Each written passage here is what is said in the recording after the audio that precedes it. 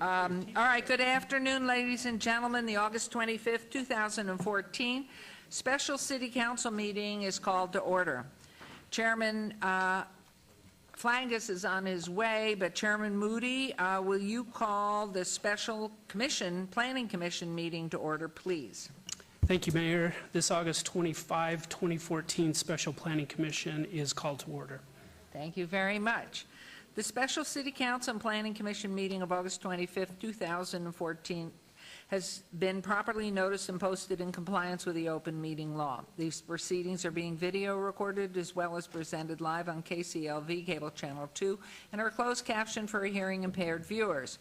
Please note customers of CenturyLink may view this program in high definition on channel 1002, and some customers of Cox Communication who do not have a cable box may view this meeting on digital channel 89.5. The council meeting, as well as all other KCLV programming, may be viewed on the internet at www.lasvegasnevada.gov. The proceedings will be rebroadcast on KCLV Channel 2 and the web on Tuesday, August 26th at 9 p.m. and on Thursday, August 28th at 7 a.m. and again at 1 p.m. This building is protected by state-of-the-art fire detection and suppression sprinkler system. If alarm should activate during today's meeting, please evacuate using the exit at the back of these chambers out to the mezzanine. Proceed out the double doors to the terrace and down the back staircase. For anyone who has difficulty with stairs, please check with a marshal or a fire official for assistance. Once outside, please assemble on the northeast corner across the street from City Hall at Lewis and First Street. Employees wearing safety vests or our city marshals will inform you when it's safe to re-enter the building. For public comment related to the items on the agenda, citizen participation, and public hearing items, we have available a speaker card which you may complete and submit to our city clerk up front. Cards are available online in the clerk's office at the rear of these chambers. If you do not submit a card, it does not prevent you from speaking under public comment, citizen participation, or specified public hearing items. If anyone is present today who has need for hearing impaired equipment, please come forward and see our city clerk up front. If you parked in the parking garage across the street and did not receive a validation ticket as you entered chambers, please exit to your right and then see the security personnel at the entrance. Before we proceed with the agenda, would everyone please rise for the Pledge of Allegiance? Okay. I pledge allegiance to the flag of the United States of America and to the republic for which it stands, one nation under God, indivisible, with liberty and justice for all.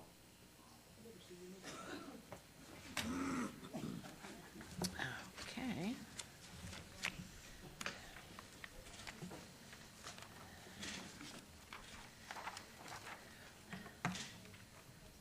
Excuse me, Mr. Jerbick. Before I go on to agenda item 4, at this point, would you like that, or after for a public comment? I think before we begin the discussion. Okay. I need to disclose that my son Ross has given me a conflict, and I will be abstaining today. Shall I continue on with the rest of this then? Maybe I need to interject here for just a moment. I spoke with state ethics regarding potential conflicts on this issue regarding both planning commissioners and city council members, and I think I received some pretty good advice. I'd like to put some of this on the record because I think it'll help in the future. With respect to the mayor, I think the mayor has disclosed that her son Ross represents an applicant or applicants for marijuana licenses, and as a result of that potential conflict, the mayor is going to abstain from participating in today's discussion. Today there is no vote, but I'm going to advise abstention from even participation because the very act of participating in advising staff how to handle this can directly affect the success or failure of your son's ability to represent somebody and getting a medical marijuana license. And for that reason, I'm giving that advice. I have received questions from one planning commissioner and I know of a conflict with another, and we have given slightly different advice, and I need to put that on the record. The two planning commissioners that have potential conflicts have conflicts because they have a business relationship in their private capacity with individuals that are applying for medical marijuana licenses. I'm going to ask both of those commissioners to put that conflict on the record today, but I do not believe that that conflict results in their having to abstain from voting. The reason is this. Unlike the mayor's situation where the mayor's son directly represents an applicant, this is a situation where there is a very tangential relationship between the application and the individuals who have the conflict. In one commissioner's cases, you will hear he is doing construction or a project for somebody who's applying for a license. In another's case, it may be that he represents property that may be potentially used as a site for medical marijuana distribution or storage. That under NRS 281A 423C creates a conflict because the public officer has a commitment in their private capacity to the interest of others. However, the state legislature recognizes that that's such a broad statement that it could potentially create a conflict of interest that could result in nobody voting on a number of things because of that situation. So the state legislature, in their wisdom, went on to write further about this conflict. In subsection 4, it says, in interpreting whether or not the officer has a commitment in the private capacity to the interest of another, it must be presumed that the independence of judgment of a reasonable person in the public officer's situation would not, and I repeat, would not be materially affected by the public officer's pecuniary interest or the public officer's commitment in a private capacity to the interests of others, where the resulting benefit or detriment, and these are the operative words, where the resulting benefit or detriment accruing to the public officer, or if the public officer has a commitment in a private capacity to the interests of others, accruing to other persons, is not greater than that accruing to any other member of the general business, profession, or occupation of that group which is affected. In this particular case, one of our planning commissioners, who will disclose this conflict in a moment, does construction. As an individual who does construction, he is not affected by medical marijuana in general any more than any other person in this valley who does construction. An individual who is a property manager isn't affected any more than any other property manager by medical marijuana in general. And I think that answers the objective part of the test.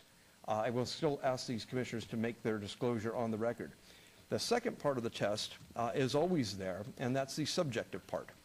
In spite of the fact that you may objectively not have technically a conflict under our state law as currently written, you may, for your own reasons, want to abstain because you're so close to the situation that you couldn't say no to a friend or no to a whatever. If subjectively you feel you can't be impartial, you can always abstain under state law. But under the way it's written, if you feel you can subjectively be objective and you meet the objective part of the test which I've just written, you may disclose and participate today. Sorry it took so much time. No, it's very clear, and therefore I'm going to ask Mayor Pro Tem to continue on with conducting the meeting, and we have questions down there. Thank you, Mayor. And my question would be then, okay, so how do we determine a majority with 6 people? And that becomes a problem. Does 4 still become the majority? Or, see, because that really makes it tough to get a majority sometimes out of 6. With your permission, Councilman, I'm going to pass on that question right now because today there's no vote. And so we don't have to worry about how many votes it takes. But typically in a joint meeting, the rules are set prior to the joint meeting, whether or not the Planning Commission and the City Council sit together. Again, we're not agendaed for a vote today. That's true. But in the future, it could be agendaed several different ways. It could be agendaed that the City Council takes a vote and the Planning Commission takes a separate vote, then it's a majority of each of those individual bodies. Collectively, you don't exist as a single body. So no matter how you look at it, it's going to take a majority on the days when there is a vote, a majority of the council, and in situations where the Planning Commission weighs in, a majority of the Planning Well, we're Commission. probably not going to be meeting jointly. I'm just thinking on those days, and I don't know how many tests will come up. All right, well, we need to get a good opinion on that one. Thank Any you. other questions on conflict? Yes. Yes, Mayor Pro Tem, through you, just to disclose, I'm not under contract, but I have been engaged by Desert Air of Las Vegas off of Sahara as a potential contractor in case if they actually do get a license. And I am also constructing a totally independent project, not medical marijuana related, over at the Johnny Carson building. We basically completed a few of the gray shell improvements, and but considering that one of the partners on that project is related to one of these medical marijuana applications, I'll abstain on those 2 items. However, I don't think this would impair my judgment on voting on the rest. So I think a disclosure versus abstaining on all the items would be most appropriate. Thank you. Do you want to comment on that, Brad, or do you want to do it later? No, I think that's appropriate. I would ask you for a little more disclosure, though, and that's one thing I talked with the state with. It's going to have to take more than just, I do business with somebody. We're going to need the name of the person and what their relationship is. And- Yes.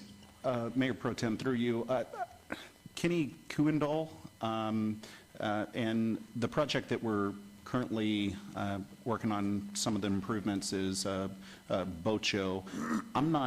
I don't have the list in front of me, so I couldn't tell you which medical marijuana application he's involved with.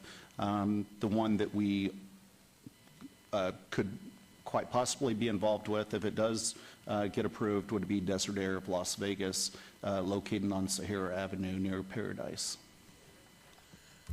Okay, I guess since we're not taking any action tonight, everybody up here needs to take a look at see if there is a conflict and talk to you about it, right? Right. I think that there's one more disclosure, and then after that, if there's disclosures that I have not been made aware of, feel free to just signal me and we can talk about it. But after that, what I would advise out of an abundance of caution is that from this point on, even though you're not voting today, make the same disclosure at every meeting where this is the Okay. subject matter. So any other disclosures? Yes, Mr. Chairman.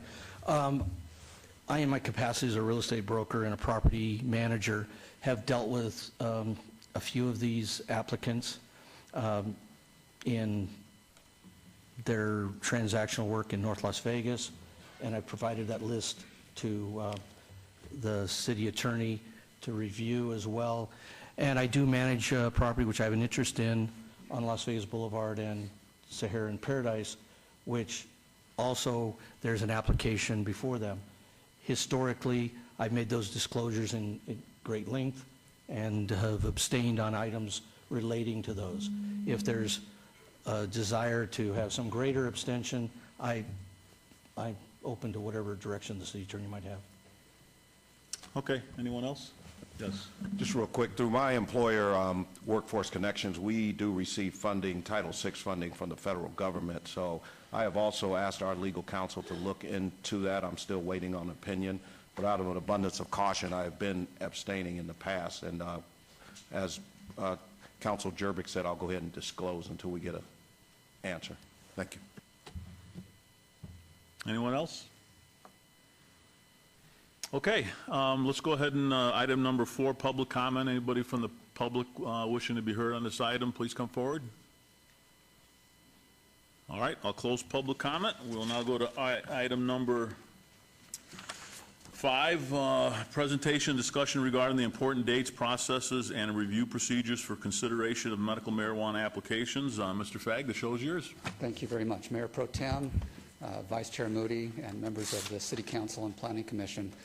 We appreciate you all being here today for this workshop. Let me just briefly go through our agenda for this afternoon and the topics that we're going to cover. First of all, I'd like to remind you all of the special hearing dates that we have for our medical marijuana applications, just to make sure that you have those on your calendar.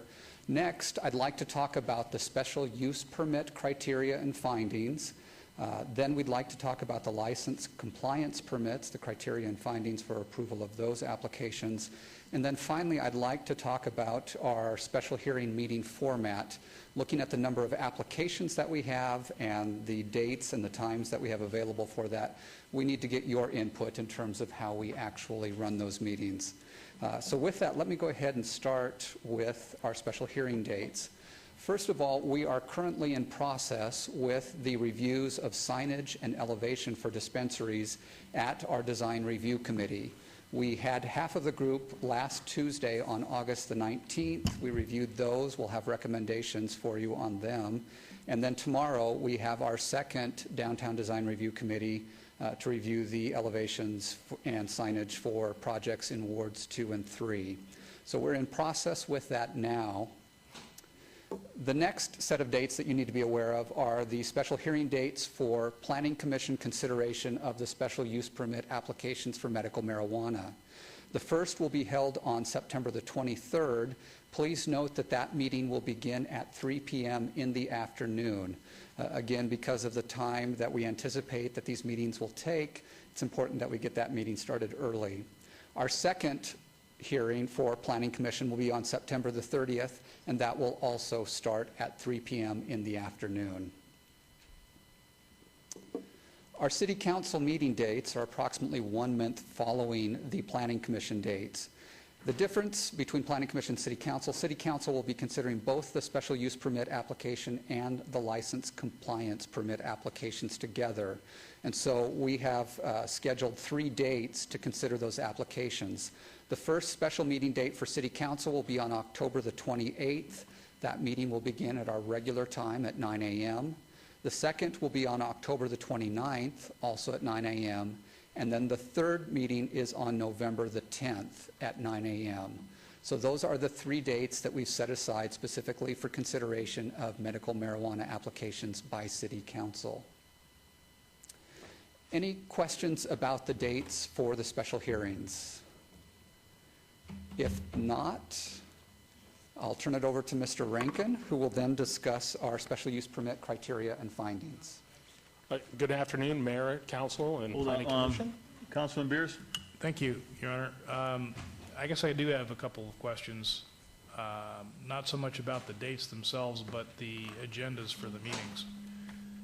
Are you anticipating that the Planning Commission is going to thumb up, thumb down on all 40 applicants, or 39, or however many we have left standing at that point? Yes, that's correct. On the special use permit applications, the Planning Commission makes recommendations to City Council. So they will make recommendations on all the special use permit applications that are forwarded to them, and then they will come to you all with the recommendation from the Planning Commission of either thumbs up or thumbs down, as you say. Okay, thank you. Once again, good afternoon. Just reviewing findings for special use permits. Title 1916 contains a list of those findings. You can find those at the end of our staff report with each special use permit. Findings are facts which are sifted out of the testimony of the public hearing, site visits, submitted plans, and the staff report. Findings for a special use permit: is the use compatible and harmonious with surrounding uses? An example might be an auto repair shop next to a single-family home. Is that an appropriate location with the existing use that it surrounds? Is the site physically suitable for the use? An example might be child care that has a drop-off point that's too small for the number of students they have or the number of children they're caring for. Is the street access capacity adequate? Are they taking access from a major public street, or are they using neighborhood streets to gain most of their access? Will the use compromise public health, safety, and welfare? An example might be a propane tank located next to a children's bus stop. Might not be an appropriate location for that. For special use permits for medical marijuana, City Council, in their preambles for both Title 19 and Title 6, discussed certain impacts of medical marijuana establishments. Those include a possible increase in crime due to the fact that they keep large amounts of cash on site. An increase in traffic might be of a concern. Increase in structural fires and mold for the grow facilities or for the production facilities, as they use a lot of electricity. They also have indoor growing, which may cause issues with adjacent properties. An overall decrease in the quality of life for these establishments might be a secondary effect one would consider when making a finding.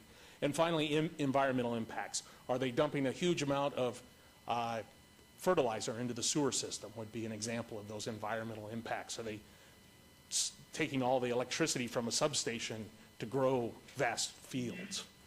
And those are some examples. I'll now, if there are any questions, I'll be happy to answer those. If not, I'll turn it over. Any questions from Doug so far? Okay, keep going. If not, I'll turn it over to Karen. For the record, Karen Duddleston, Business Licensing Manager. On the business licensing... Mayor Pro Tem, I'm sorry. Sure, Councilman Barlow. I was writing notes. I do have a question for Mr. Rankin. If we can go back to the previous slide. Yeah, there. Findings for special use permits, the secondary impact for medical marijuana include the following: increase in crime. I had an opportunity to frequent a number of locations, whether it was Arizona, Oregon, Colorado, California, and that was a question that we brought up at each one of the locations that staff and I visited, and they didn't seem to have any issues as it relates to crime at any of those locations in that regard. So the question that I have for you in relation to increase in crime, where are you getting this from? How did this come about as far as the parameter or the structure of increase in crime? Well, that's part of the preamble of Title VI. The preamble is an introductory, why are we adopting these ordinances? That preamble included crime as a concern. One of the concerns initially by staff and others have been the amount of cash that medical marijuana establishments keep on site, since they deal solely in cash at this time.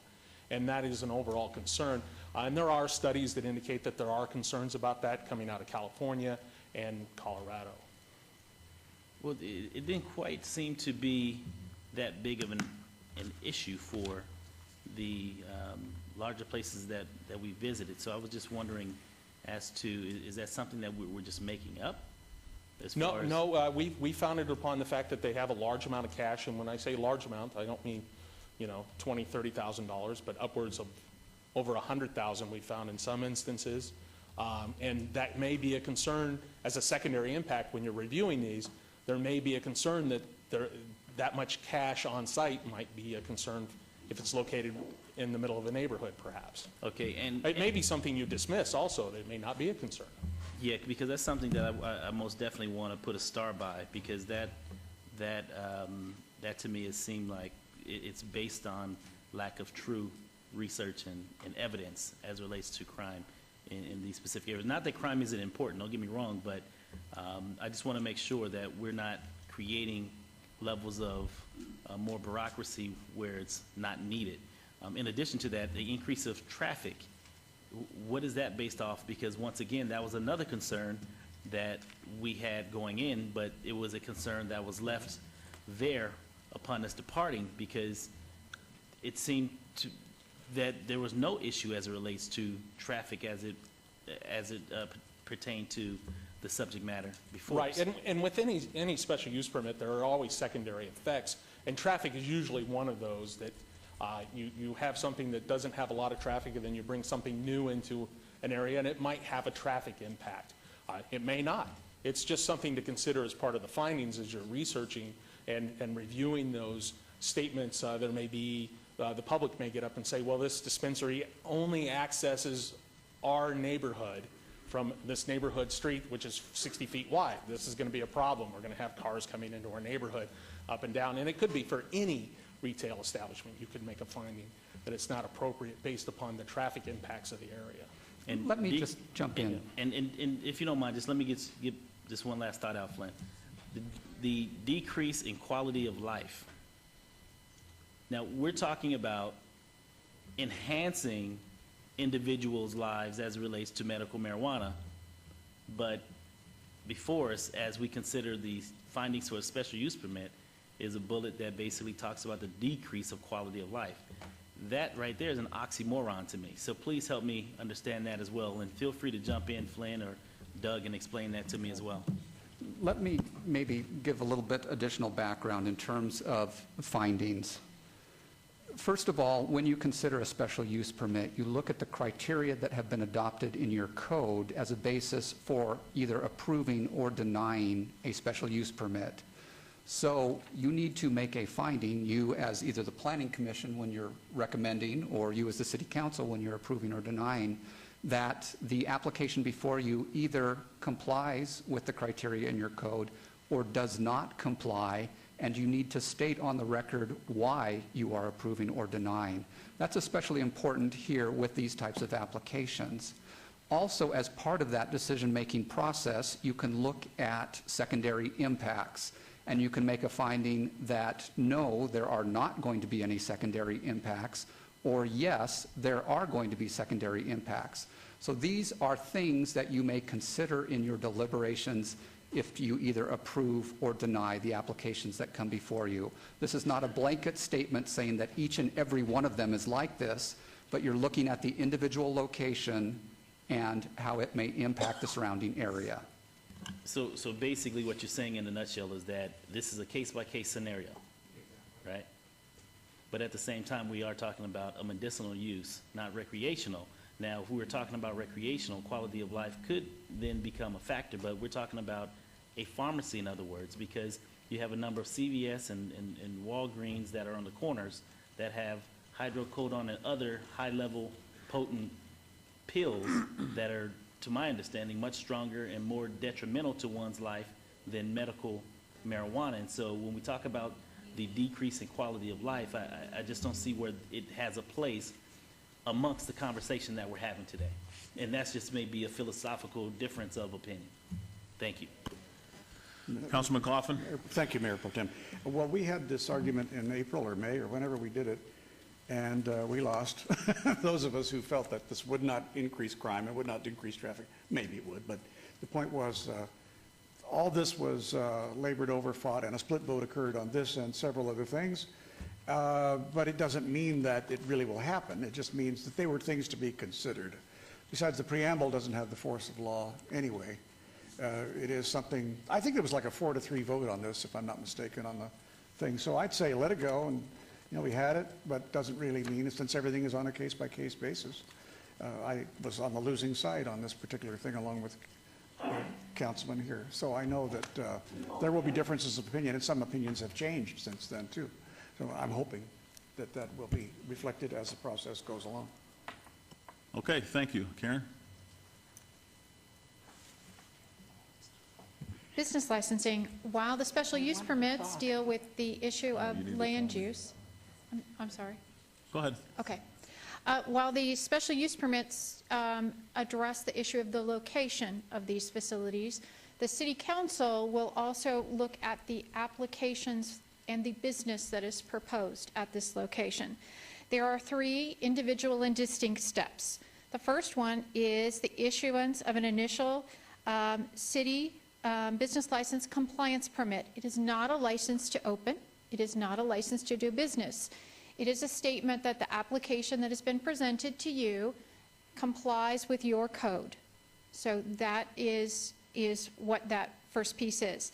The second piece is the state approval. Every applicant must apply separately from the city to the state of Nevada. Those applications closed about a week ago, and they will rank order all of the applications and provide a list of those applicants to whom they will give a provisional registration certificate. In order to get a final business license, under your code, it's a privilege license. So anyone that has a compliance permit and has a provisional registration certificate can apply for that business license at that time, go through that investigation process, and become before the City Council, as your liquor license is due, for a privilege license to actually open that business. So that is the 3 steps for licensure in the city. So Karen? Yes, sir. So are we going to know which licenses, which applications are state approved before the October 28th, 29th, and 10th meetings? Likely not. They have 90 days to review their applications. We have established a very close working relationship with the administrator of the state marijuana program. We've set up to meet on a regular basis with them as they're going through their reviews, as we're going through our reviews. He would anticipate the earliest from our last conversation that they feel that they would have any decisions made on their applications for any type of ranking would be sometime in November. So possibly the earliest we would see anything would be the beginning of November. So I guess, so we would be approving someone for a license that would be rejected by the city? No, we would be making a ruling whether the application that we received complies with our code and is eligible for a business license in the city of Las Vegas. We're doing that the 28th, 29th, and 30th? And 10th? October, yes.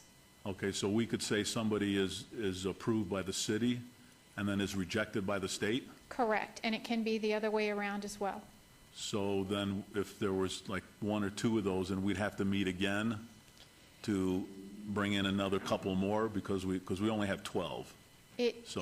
That depends as we go through this when we have a discussion on how many you plan to approve. Understand on cultivation and on production, there is no limit on the number that you may approve or that the state may give provisional licenses to. So they can choose to approve as many cultivation facilities and as many production facilities as can get land use, can get approval by the local government, and that they approve of their operation and what they're proposing to do.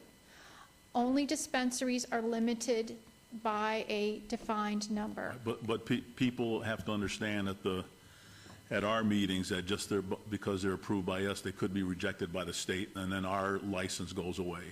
Correct. Okay, all right, okay. Mayor Pro Tem, Yes. why would we do that, Ms. Duddleston? Why wouldn't we wait till the state came down and said, hey, these are the ones we are going to approve, City of Las Vegas, you choose? Why would we do that? Because that's not what I've been telling prospective applicants. The city council can certainly, under your discussion, set your meetings for when you would like to. The compliance permit that is in your code simply is, do they comply with your regulations or do they not?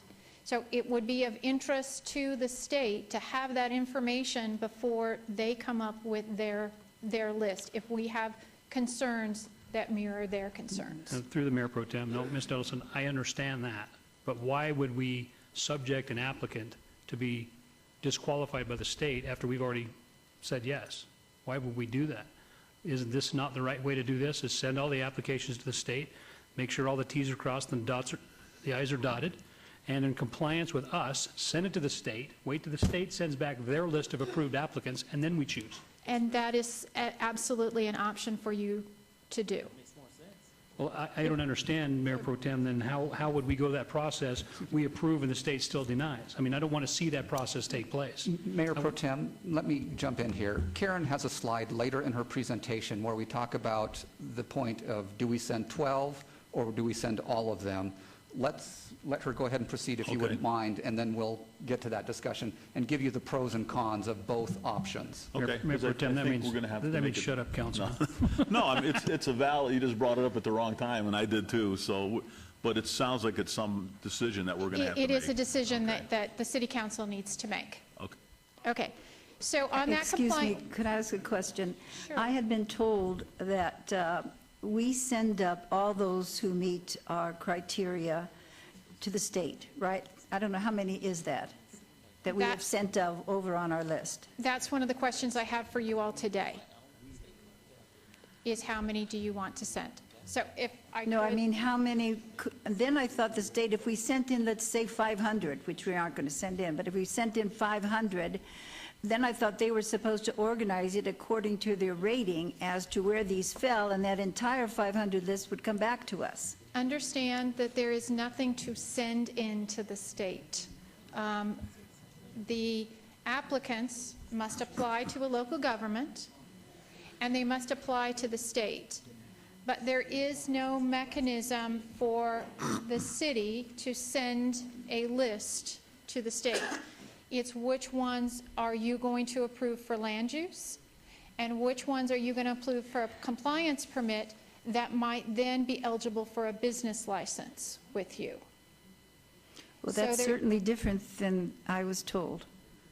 In other words, now what you're saying now is that I was told that originally we were going to check if they met the requirements on that application form. And if they matched that, then they were sent to the state who did the rating, sent it back to us.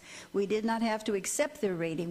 They might have someone ranked 11th that we thought maybe 24 on our group was more. But you're saying that's all not so now. The state will be doing their ranking and issuing their permits. They will send us a list. What they have said in public meetings is they will send us a list of 12 applicants.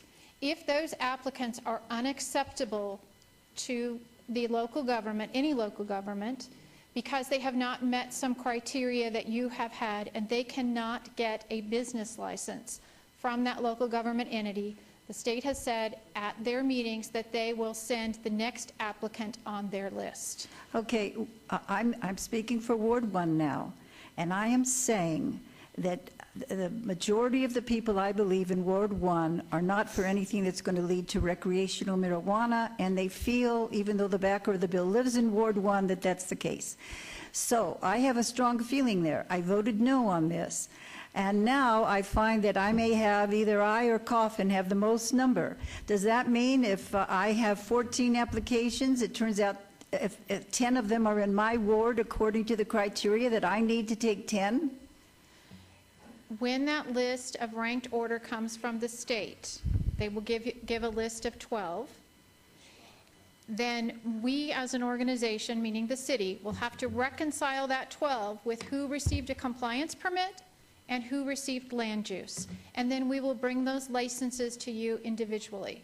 One of the issues that I have in my presentation to discuss are the pros and cons of choosing to give 12 land use permits and 12 compliance permits only, But Karen, versus giving a large number, because one of those issues will indeed be, where will those be located? I don't see that that answers the question I have.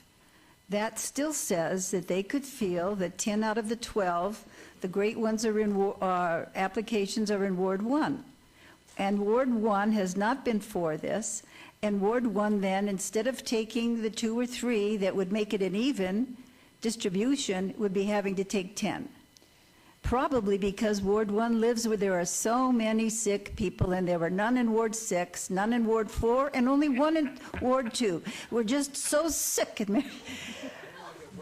Yeah, I mean, because wasn't that what all these medical proponents came and told us, that we need to spread this out? And as I look at it, I'm looking at, okay, let's serve this part of the ward, let's serve this part of the ward. I'm looking at it that way. Well, it seems to me that that's not a criteria of the state. The location only by local government jurisdiction is a criteria of the state, as well as separation from schools and churches. The issue of locating these facilities throughout the city was discussed in the land use regulations, and maybe Mr. Fegg can go over the final resolution of how the ordinance on locating these facilities, dispersal versus clustering, and how that came out in those regulations. We had initially proposed to you to basically scatter the sites throughout the 3 general plan areas in the city, the Centennial Hills sector, southwest sector, southeast sector. That version of the ordinance did not pass, and so ultimately what you will do is, as part of the special use permits that you review, you will identify, is this an appropriate location for these?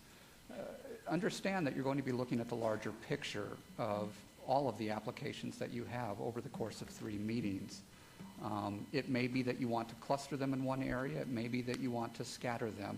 That's something that you will do as part of your consideration of the special use permit applications. What I'd like to do, if you wouldn't mind, these are all good questions. Karen has a point that she's going to be discussing that further with you. I'd just like her to get a little bit further along in her presentation, and let's come back to that when we discuss the 12 Go ahead, Karen. dispensaries. Continue on. So the compliance permit, while, as I said, the land use and the location is the planning question for you all, the review process for a compliance permit is going on now. So we accepted all of the applications that came in. We're reviewing them for completeness, working with the applicants right now to make sure we can identify where all their documents are in their submittals that they've given to us. And we've started technical reviews by the various departments. We will then finalize that with a director's report. The focus of those reviews that are currently being started are, does the proposal, the business operation that's being proposed to you, comply with your codes and your regulations? What's the background, the past business practices, and the personal history of the applicants? What's the financing, capitalization, the financial history of the proposed business and the applicants? What's their operational plans, their organizational structure, their expertise, and their education and background in providing this service in your community? We're reviewing those plans for their sustainability, their mitigation plans, their building suitability, the security, their odor control systems. So we have various departments, from the building department, through Metro, looking through all of those applications, and we will give you a summary of those technical reviews. Those reviews are being done blind, which means unless you're reviewing ownership or criminal history, you have no idea what application you are reviewing. You are reviewing a security plan for a building. You are reviewing an odor control plan for a building. You do not have a link to who that application is. So those reviews are undergoing now, and you'll receive all of those comments on each of those topics for that application. You will get a summary of do they comply with your codes or where are they deficient. You would get a recommendation for any conditions. So if there's concerns on that application that could be solved by conditions, you will get a list of what those recommended conditions would be for your consideration. And then you will get a director's recommendation. It'll be one of 3 recommendations. The first one would be that the application is recommended for consideration by the City Council. It's substantially in compliance with all codes and all criteria. No recommendation. There's issues in the application that raise concerns, and you'll be able to see what those issues are and what conditions might or might not, to your satisfaction, solve those issues based on that application. And then you may get a recommendation for denial, and that means that there's substantial deficiencies in that application. You'll get a list of what those are. That's the report that you will get from licensing on the operation and the application that goes along with that location that you'll have to make both decisions on. Now to the question of the dispensaries. We have been allocated 12 dispensaries. There's 2 schools of thought. Understand, first of all, nobody's really done this before. So there are several local governments taking a variety of approaches. As we all know, Clark County chose to choose their 18. They selected 18. They only gave land use and those SUPs to 18, and they have the remainder, as my understanding, still open so that they can address those in the future should that their 18 not be ranked high enough on that list from the state for consideration. How that will play out between Clark County and the state will be an interesting process for us all to watch. So there would be an opportunity for the City Council to only approve 12 at this time special use permits and compliance permits.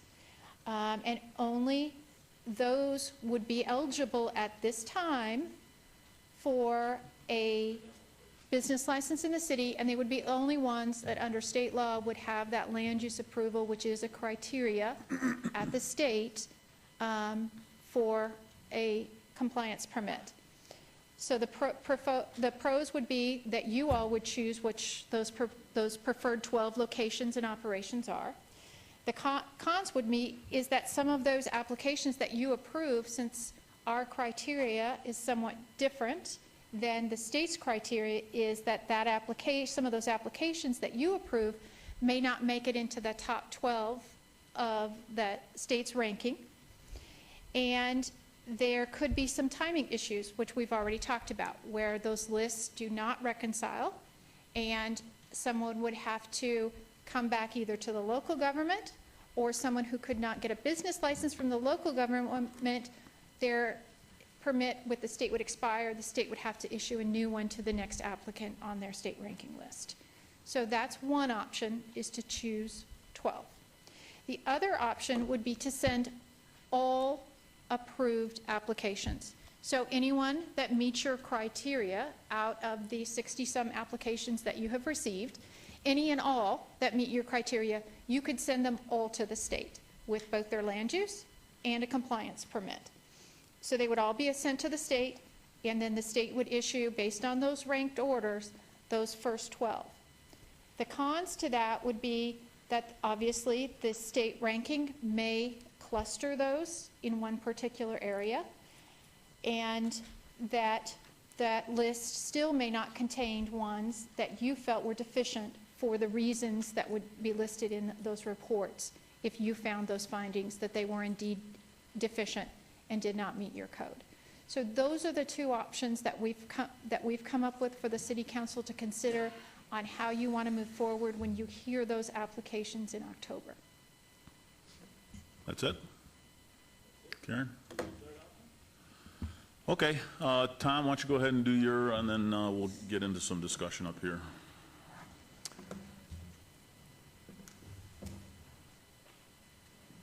Okay, Mayor, Council, and Planning Commission, for the record, Tom Perigo.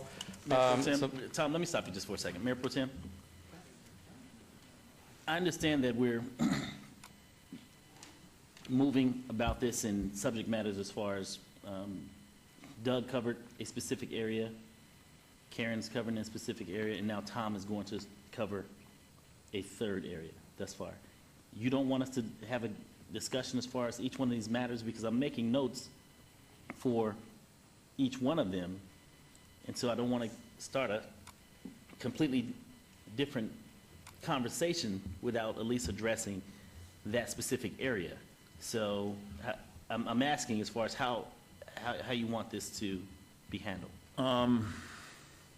You know, if there's a question or a discussion that you want to have at that particular time, that's fine with me.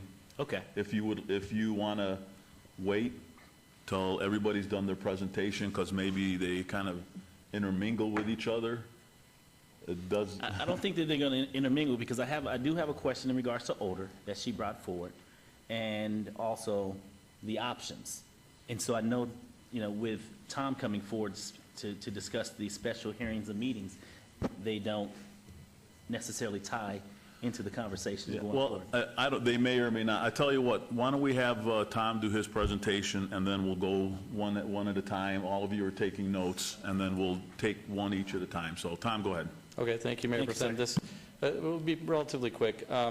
So with roughly 55 applications moving through the system, we have to figure out how we're going to allocate those across the various meetings. So for the special use permits, those will go to Planning Commission. We have the 2 meetings, so it breaks down to roughly 27 per meeting. And if we try to get out of there in 7 hours, those meetings start at 3 o'clock, try to get out there by 10 o'clock. We're looking at about 15 minutes per application to make a recommendation. So our thought is we break it down: staff presentation 1 minute, applicant 3 minutes, public comment 1 minute, and then give 8 minutes for the commission to deliberate. So that's staff thoughts on how we can process this and get through all roughly 55 applications within 2 meetings at Planning Commission, and those are SUPs only.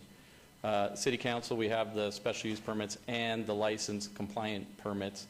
So we have 3 meetings, which would break down, again, roughly 55 applications would break down to 18 per meeting.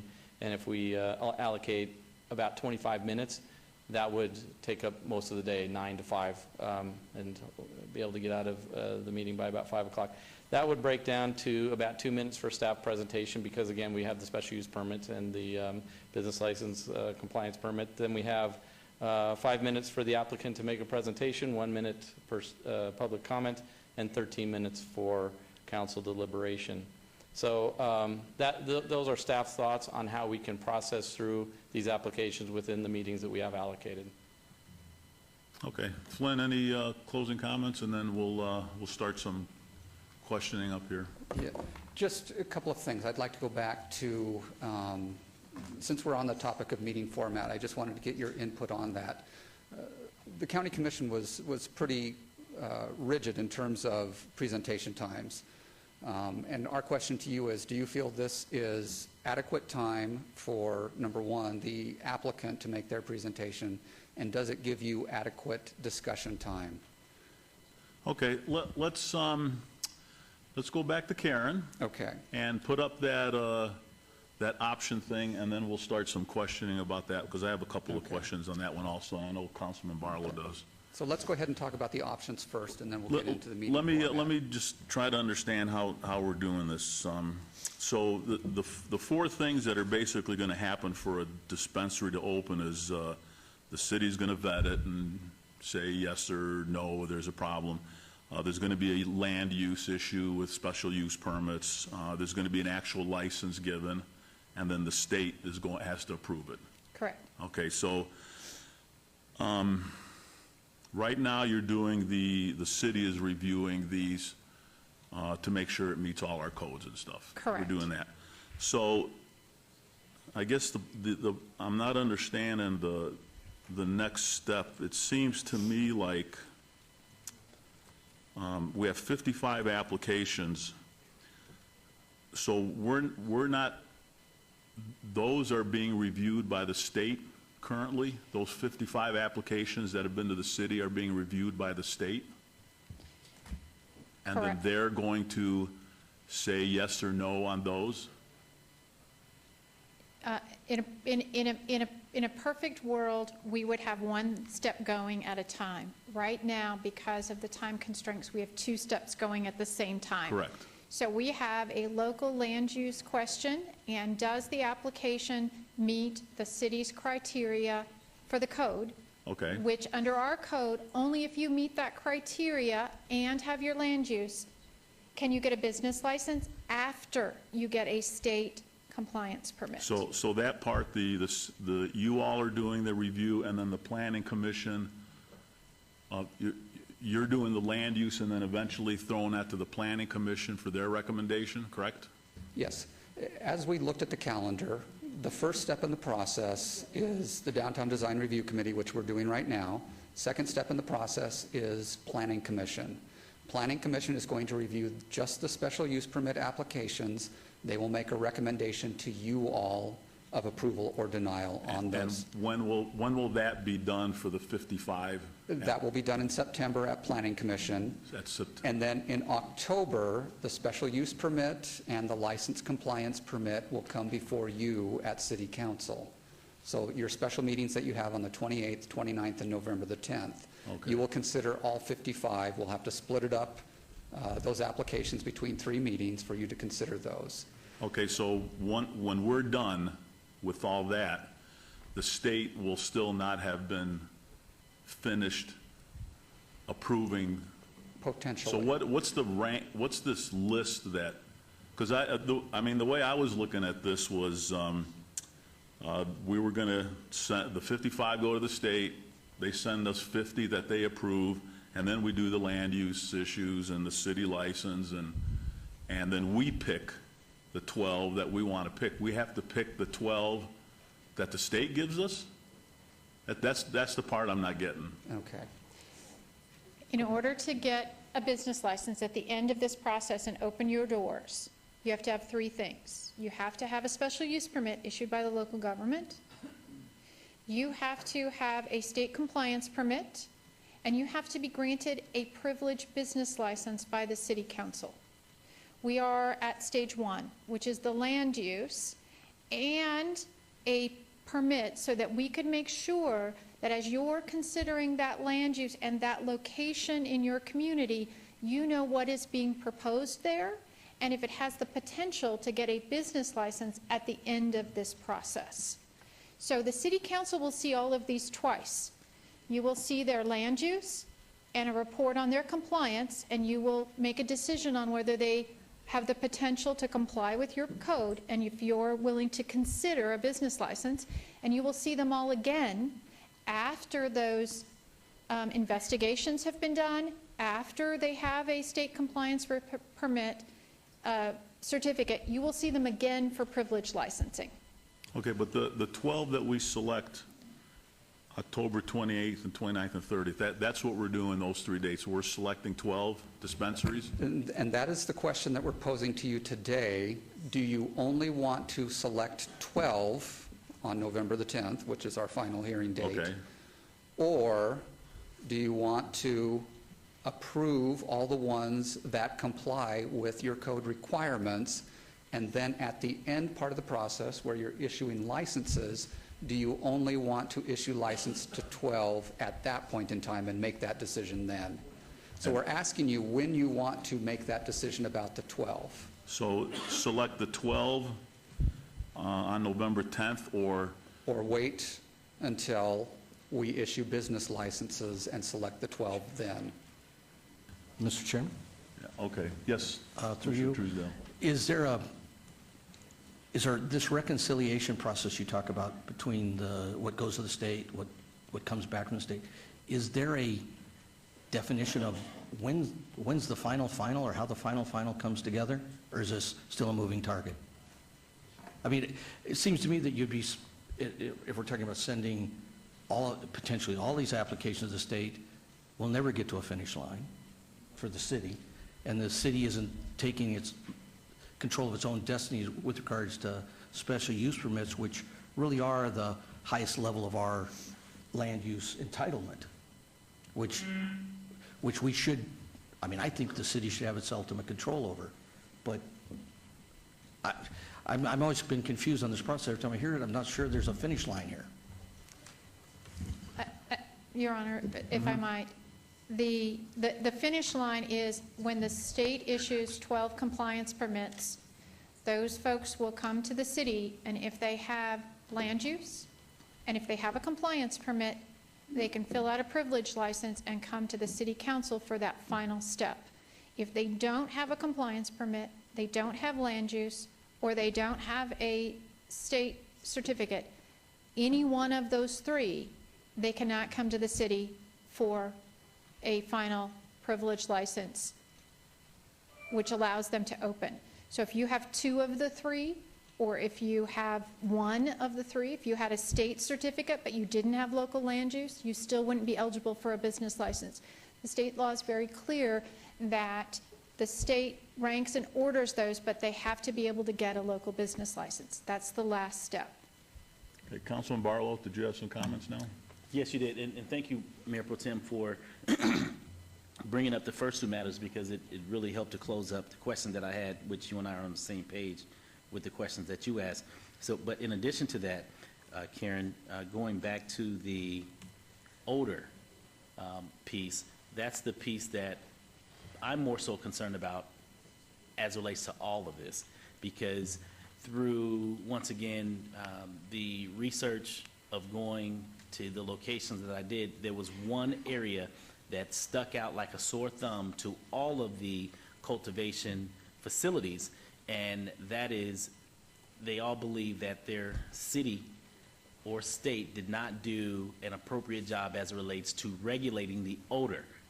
I recall when we got off the plane and we're in the taxi, and we were driving down the freeway, and everyone in the taxi noticed instantly when we came down a portion of the highway, and the air was filled with fresh, it smelled like it was just fresh cut marijuana plants. I mean, even the taxi driver, everyone, eyes lit up, and someone in the taxi asked a question, is that what I think it is? And the taxi driver says, absolutely. He says, that's the one thing that we didn't do well, was regulate the odor control. And that's one thing that I want to bring forward as to how, in fact, we're going to address that concern, because we can learn from others' mistakes. And so with that, I need you to share with me, share with us, how, in fact, we propose to move forward with the regulation from an odor standpoint. Thank you. And, Your Honor, if I may.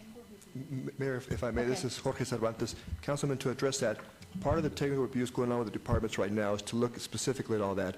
Our building department is looking at what is their control plan. Our fire department is looking at what is their plan for emergencies or combustible material. So that's part of the technical review. We're very sensitive of those concerns, and so all departments are going through a very thorough analysis to make sure that they do have proper procedures in place to address those type of issues. And Your Honor, if I might, that is one of the areas where we may find that our conclusions as an organization differ from the state's conclusions, because it was only in your application that a complete odor control plan was requested. So we will have that information and a plan, whereas in some of those state applications, it's not one of the criteria that they're looking at. It's been left to local government. So that is a perfect example where conclusions may differ on which locations and business plans may be the most appropriate. Now with that, we can go above and beyond what the state requires, correct? Correct. The odor control plan is up to the local government. Okay. And an application should not or could not be denied based on a criteria that the local government has established. Is that accurate? Would that be accurate? An application for a compliance permit or a business license at the local government, or are you asking about a state certificate? A state certificate, because I understand that the state has its own criteria as it relates to how, in fact, an application will move through their system for approval. Correct. Do you follow me? I do. Okay. And I believe that the question you're asking is, would the state deny an application because of the odor control plan doesn't meet the local government criteria? Is that what you're asking? No. Sorry. The criteria that the local municipality has put in place, if it does not align with the criteria that the state has in place, does the state have the authority to kick out an application because of the criteria in which the local municipality has established, such as the odor plan? Criteria that has been established by our local government, in particular in odor control plans. I have not seen any such criteria for odor control or some of the other issues that are in our code addressed in the state review process. Thank you. So Flynn, let me ask you another question, and I'd like to see how everybody else weighs in on this. So eventually, I'm going to have to vote on 12 dispensaries out of a pool of applications. So I guess what I need to know is the individuals or the applications in that pool are, number one, they're vetted by city staff and they're okay. Number two, the Planning Commission has vetted the land use and we have a recommendation from them. And number three, they have to have a state certificate. So I would like to have all three of those in front of me when we're doing the voting up and down on 12 dispensaries when there's, let's say, 50 applications, because the 50 valid applications, I'm still going to have to pick 12, and I guess I'm going to have to decide which of those 12 I'm going to vote for. But it seems to me that if I'm voting for one and I don't even know if they have a state certificate yet, kind of, then we're going to have, then that one I have to drop out, even though I said yes, and we'll have to bring another. How do we, the second go around, are we going to bring them all back again and vote? So, I'm kind of wondering what everybody else has to say about that. That's how I would like to see it. And if November 10th doesn't work, then it has to be December. Or maybe it does work November 10th, but that's what I would like to see. So, Councilman Coffin? Thank you, Mr. Chair. I would say this, Mayor. The best way to make it easier for all of us and to avoid you having to make that hardest decision first in October is, or whenever we're going to be starting to do this, is to send as many, Councilman Ross has it right, send as many as possible up north, and you don't have to isolate it. Vote for your top 30 or 40, see, out of the, 40 dispensary. Just go ahead and approve them and say, well, we don't want to send this one because he or she, they're grossly deficient. They just didn't get it.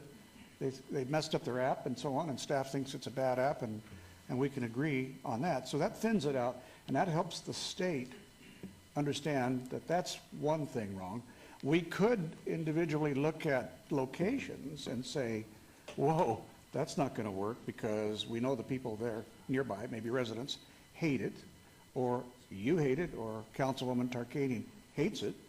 We can rank it in such a fashion that it's not very popular down here and send that recommendation up north. So the state has that at its disposal. So in the end, we help them, then they'll help us, and we don't have to really follow their ranking, is the way I see it. Just, it's either acceptable or unacceptable on our first go around here, and then we get down to the real, there's a barnyard description of getting to the final conclusion I don't want to use, but the idea is, let's hear their ranking, let's hear what they have to say.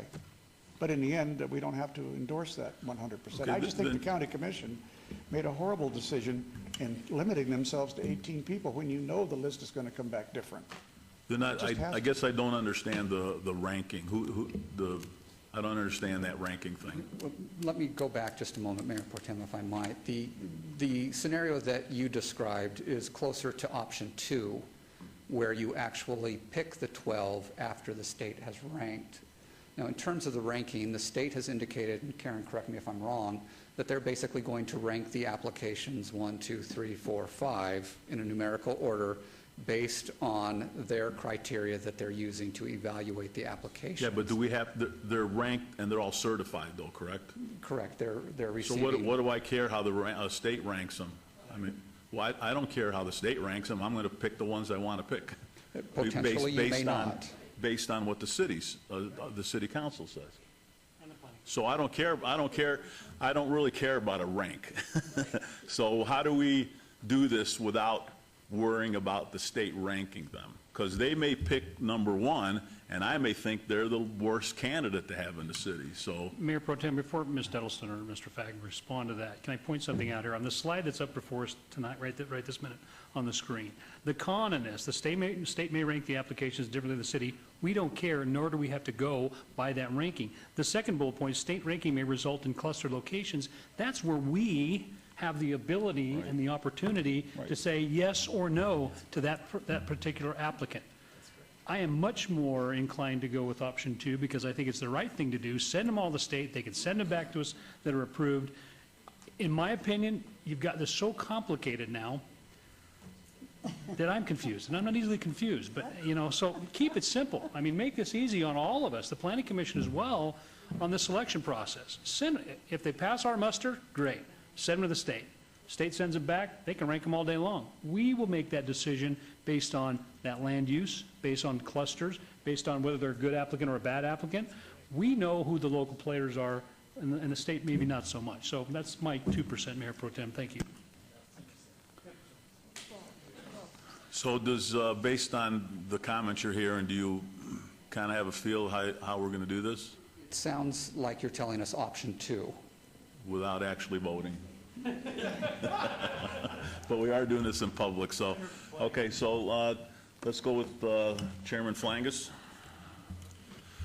Thank you, Mayor Pro Tem. I've just got a real specific question.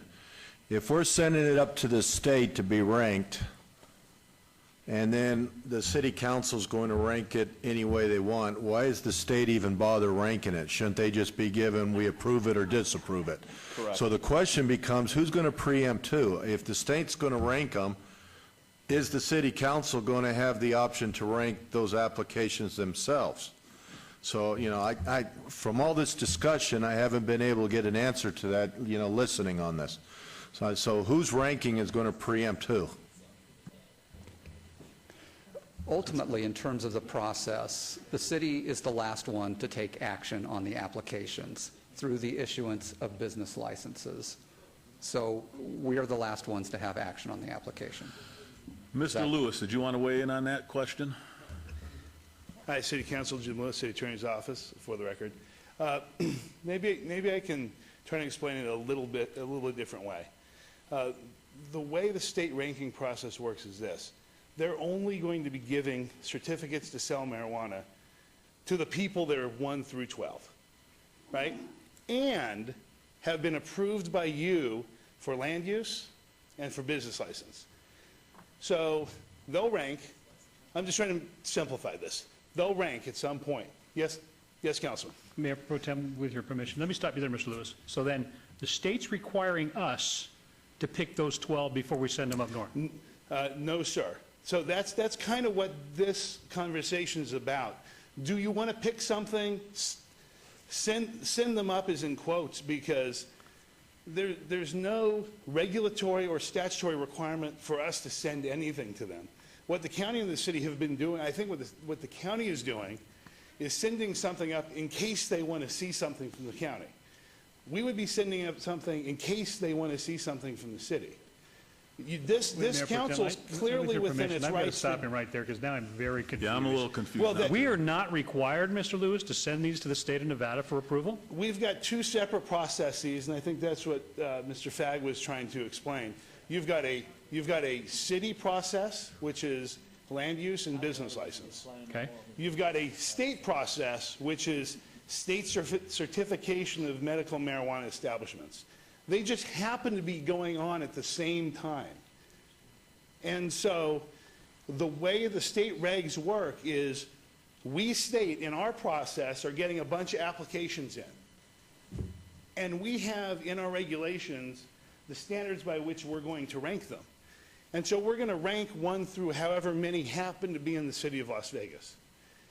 The state statute also says none of those people that are ranked within the top 10 or top 12 as it is get to open for operation until they get business licensing approval and land use approval from the local jurisdiction, in our case, the city of Las Vegas.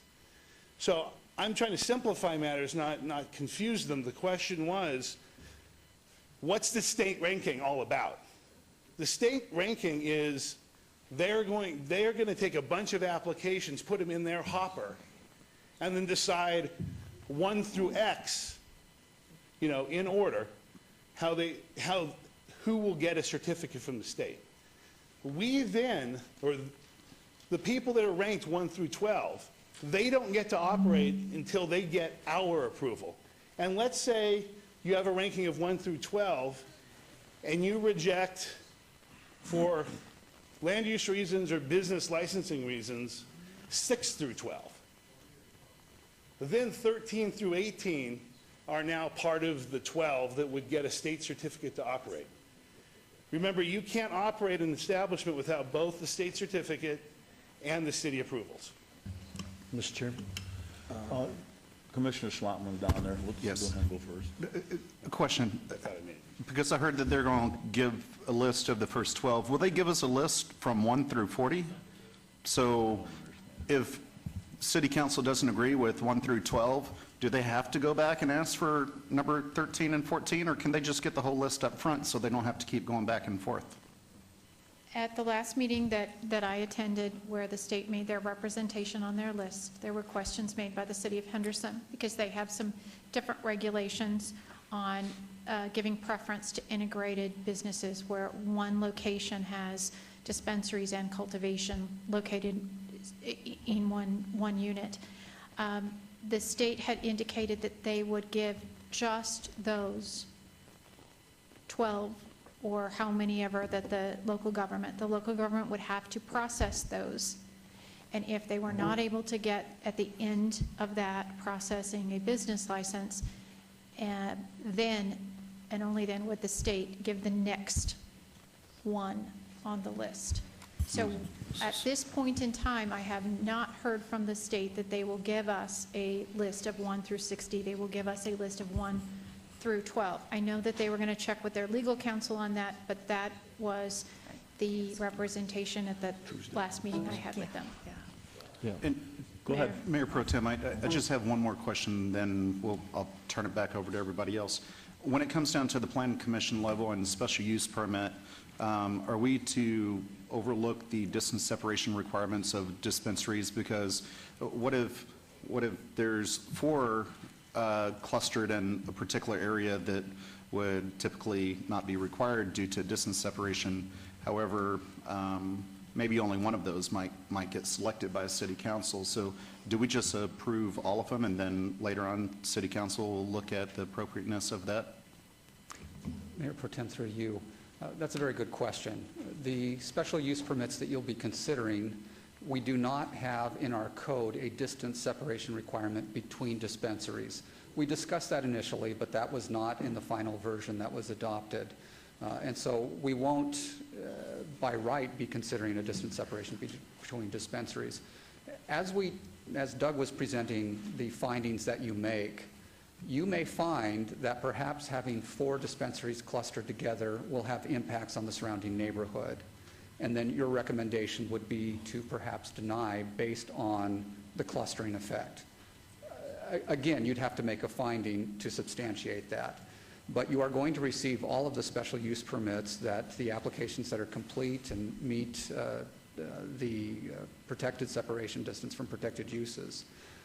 Make your recommendations based on that and forward those on to City Council.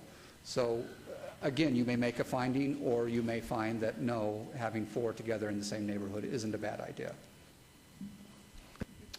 Commissioner Truesdale? Yeah, part of making the finding, and I guess what I'm trying to get to the one point of this question is, I'm afraid that if it isn't well defined, if the Planning Commission doesn't do good, well-structured findings. Same with the downtown design review, if they don't go through the process. And if the council doesn't see it in an order that makes sense to them, that when they vote with confidence for, it just appears to me that the decision of last choice will be a district judge. And I don't think anybody wants that.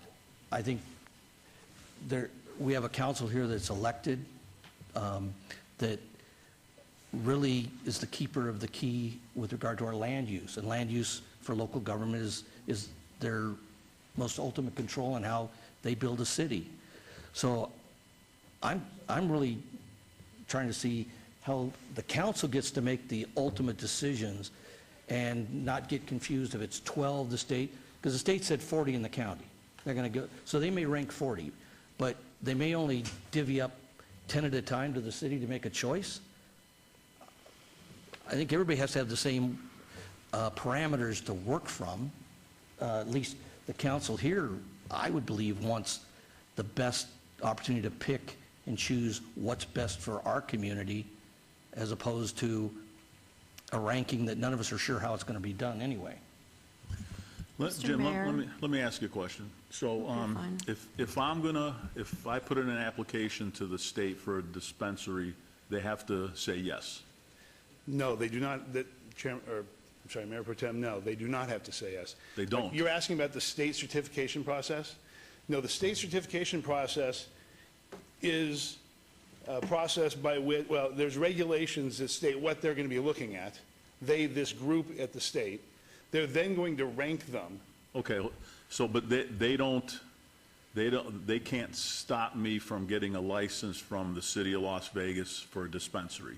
Can the state stop me from getting a license? So you could get, so what would happen, they can't stop the city from accepting the application and approving the application, but if they don't get a state certificate, they can't sell marijuana in the state of Nevada. So they can say yes or no for, as far as me opening up a dispensary? Yes. That is a correct statement. They have to say yes or no for me to open up a dispensary? Yes, practically speaking. Whether the city gives them a license or anything? Correct. Okay. There is no marijuana to be sold unless they have a state certificate. Okay, so why, see, I don't, this ranking thing, Yes. it's like a bad word right now to me. Right. I don't even want to hear that word anymore. I just want the pool of people that have a state certificate, that are heard by the Planning Commission, for me to vote yes or no on. I want the whole pool. I think I'm kind of hearing other people saying it. I just want the whole pool of people, and the state is going to say yes, the Planning Commission is giving a recommendation, and I have to vote up or down for 12 dispensaries.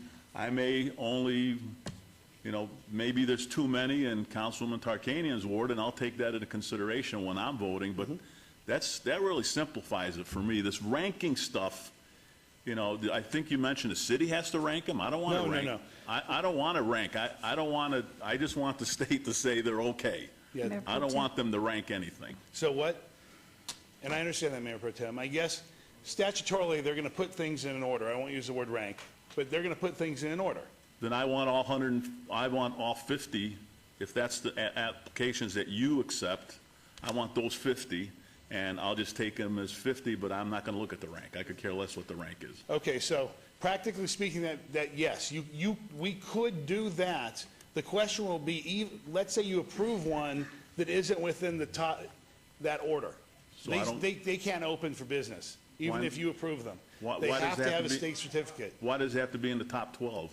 Well, I was going to say, how do you then pick from that pool of 40? Because it'll be luck of the agenda who gets to be 1 through 12.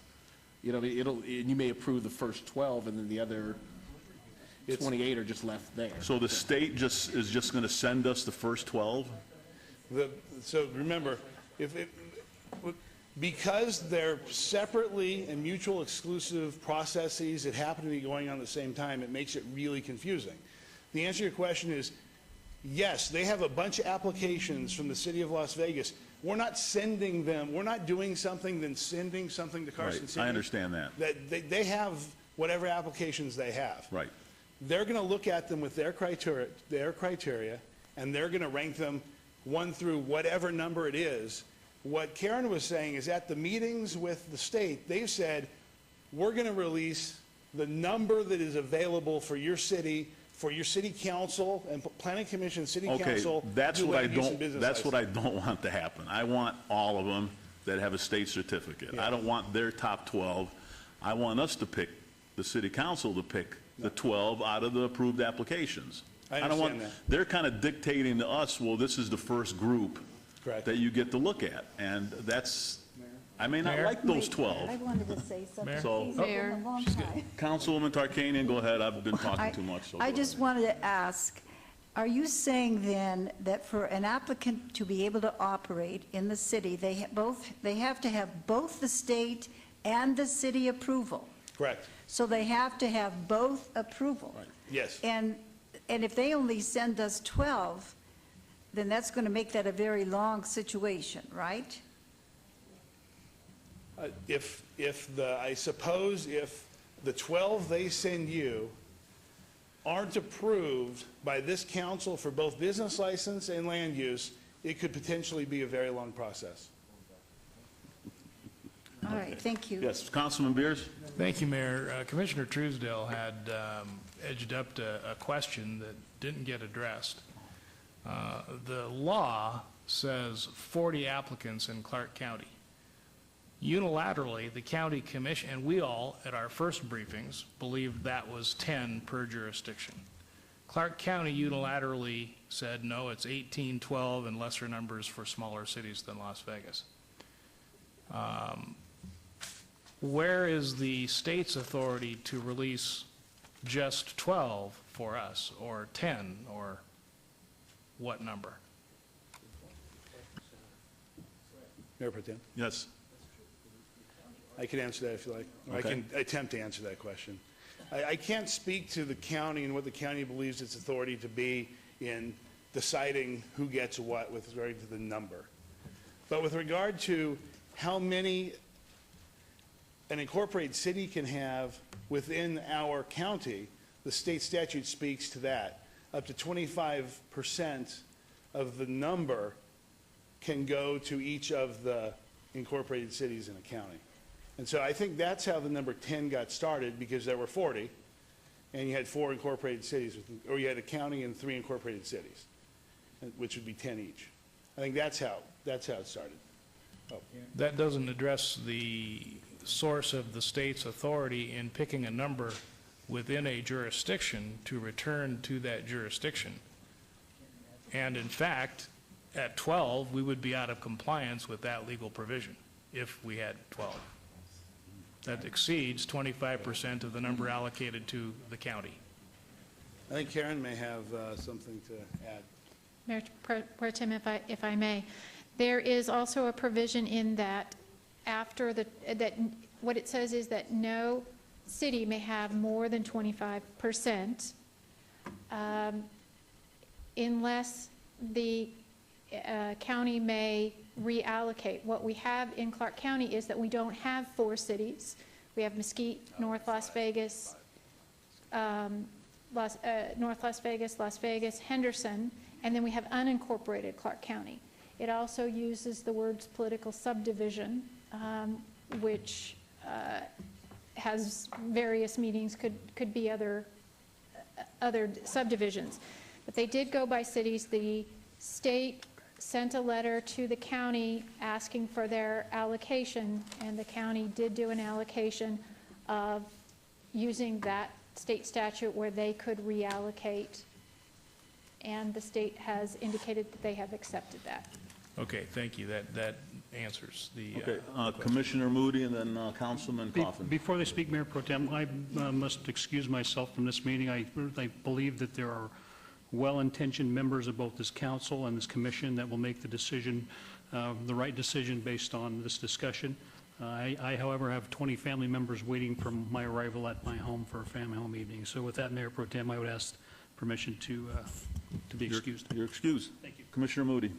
Thank you, Mayor Pro Tem. Through you, Mr. Lewis, let me explain this back to you because I think I finally got it. I think in terms of Venn diagrams, all right? We have 3 circles. We have an SUP circle that involves both Planning Commission and City Council.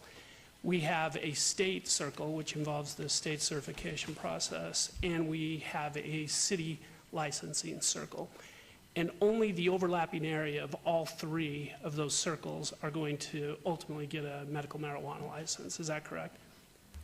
Yes, the overlapping circles will ultimately be allowed to sell marijuana in the state of Nevada. All right. And one follow-up question. Are you now saying that the state circle is limited to 12? Yes, what we're saying is the state, through you, Mayor Pro Tem, what we're saying is the state got any number of applications for the jurisdiction of the city of Las Vegas. We have been told that they're going to send us 12, which is the county's allocation to us, at a time. Okay. Councilman Coffin. I served on the advisory commission on marijuana, which was, we had 2 meetings and just adjourned last week. And Chad Westham is on that, and Chad is the decision maker from the state now. And I posed a question to him, well, what if, and this is to complicate things for you, but in essence, it's another good reason why you want to send a whole bunch of applications up, is because there are people that have applied at the state level that we don't know. Not everybody applied at your local level, county, cities of Henderson, North Las Vegas, or Las Vegas. There are applications in there, and they are following the law. So, and they have applied, and we don't even know who they are, which means that of the 12 that we were to get, if let's say they send us just 12, there might be some people we don't even know or haven't heard about and haven't had a chance to look at their land use plan and haven't had a chance to vet them for all the reasons. And so you don't want to get married too closely to a limited number early on until you see what comes back from the state. Again, there are surprises within the surprises. And I think that that's one of the reasons why I really believe we should send a whole bunch up there. And the only help we can give the state is to say, look, these people are just not qualified, and here's why. You can qualify them if you want, but we don't like them. But after that, Mayor Pro Tem, it's, we really have to put the work on the state. And I'll tell you another thing that complicates it. More than one person has applied at the same identical address. And that wasn't contemplated in the statute. So you're going to have people, we're going to have to choose between Group A and Group B, and maybe even Group C at the same location to see who we give it to. That's how it's going to get. And that's another reason to let everybody go forward. So, except those that are grossly deficient. Thank you. So Commissioner Moody, help me. So the 55 that applications that were sent up to the state, so they're going to pick 12. Which 12 are they going to pick to send to us? I'm assuming they have some criteria. So that's the part that that I don't like, and it sounds like a lot of other people don't like. So is that, Jim, is that a statute, or can we just wait for them to send us all of them back? Okay, so with regard to the process in which they put them in order, they're going through that process right now, and I have the regulations in front of me. I could read you what it is they're going to use to put these in order. The question is, I think what I heard you say is, do we need to do something first, or can we wait until we get something from them? And I think the answer is, the discretion is solely in your hands. The county chose to take some action and send something to them. You could do the same thing. So we could wait for the state to send us back all of the applications that have been certified before we start anything here. Yeah, I would like do to that. I would like to defer to the planning and business licensing to answer that specifically, but from a statutory perspective, I believe that would be. And if they want to rank them, they can rank them 1 through 50. I don't care. But can we? Because I'm kind of here, and that's what kind of people want to see. They want to kind of see all. They want the whole pool that have been certified by the state, and then we can start doing stuff. And we don't have to worry about, do the first 12, and then we have to wait and get another 12, and they're doing all their land use stuff, and then and they approve it, and all of a sudden it gets kicked back because the state doesn't certify it. They wasted all their time. I mean, held me, that particular SUP for no reason. So, that's my opinion. Councilman Beers. It sounds like it's a misnomer to say we're going to send them up. It sounds like the applicants themselves submitted their applications to Carson City independent of their Correct. submittal of applications to us. Is that true? Therefore, it's entirely possible that some of the county applicants who did not become one of the 18 approved applicants went ahead and sent their application up to Carson City anyway. Correct. And so amongst those 18 that we'll say Clark County has expressed their advance approval for, some might be ruled out by the state. It's possible. In which case, they'd get number 19 included with their 18 if only one was eliminated. That's completely possible, yes, Councilman. Okay, so then,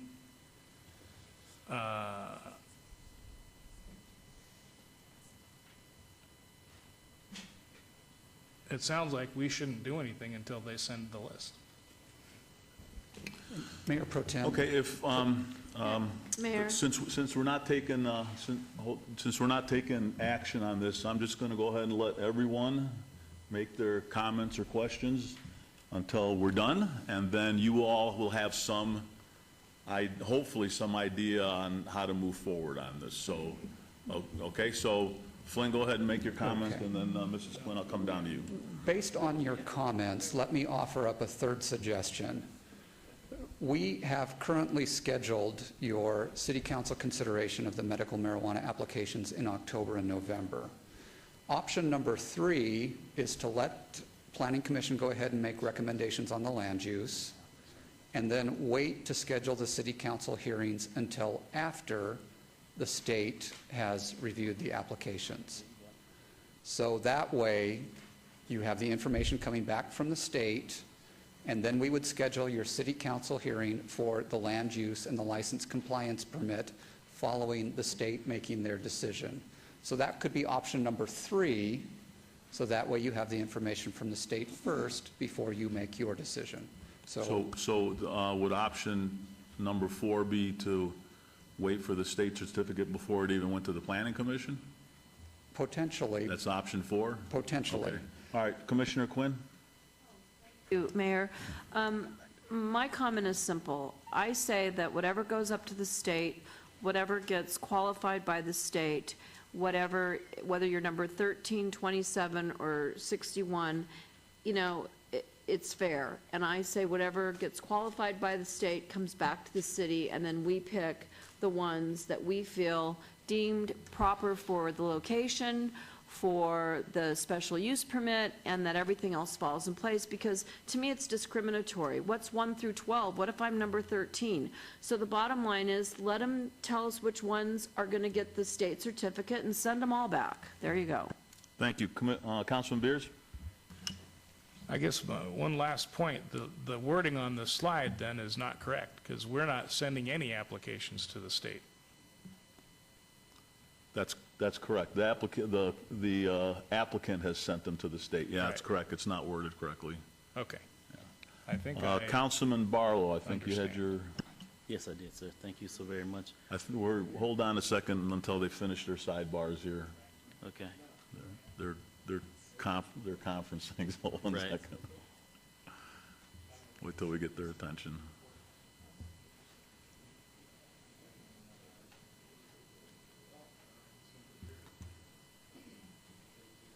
Who did you have your question directed towards? I'll just wait for them to figure out the game plan before I ask my question. Maybe they'll come up with a solution here. Right.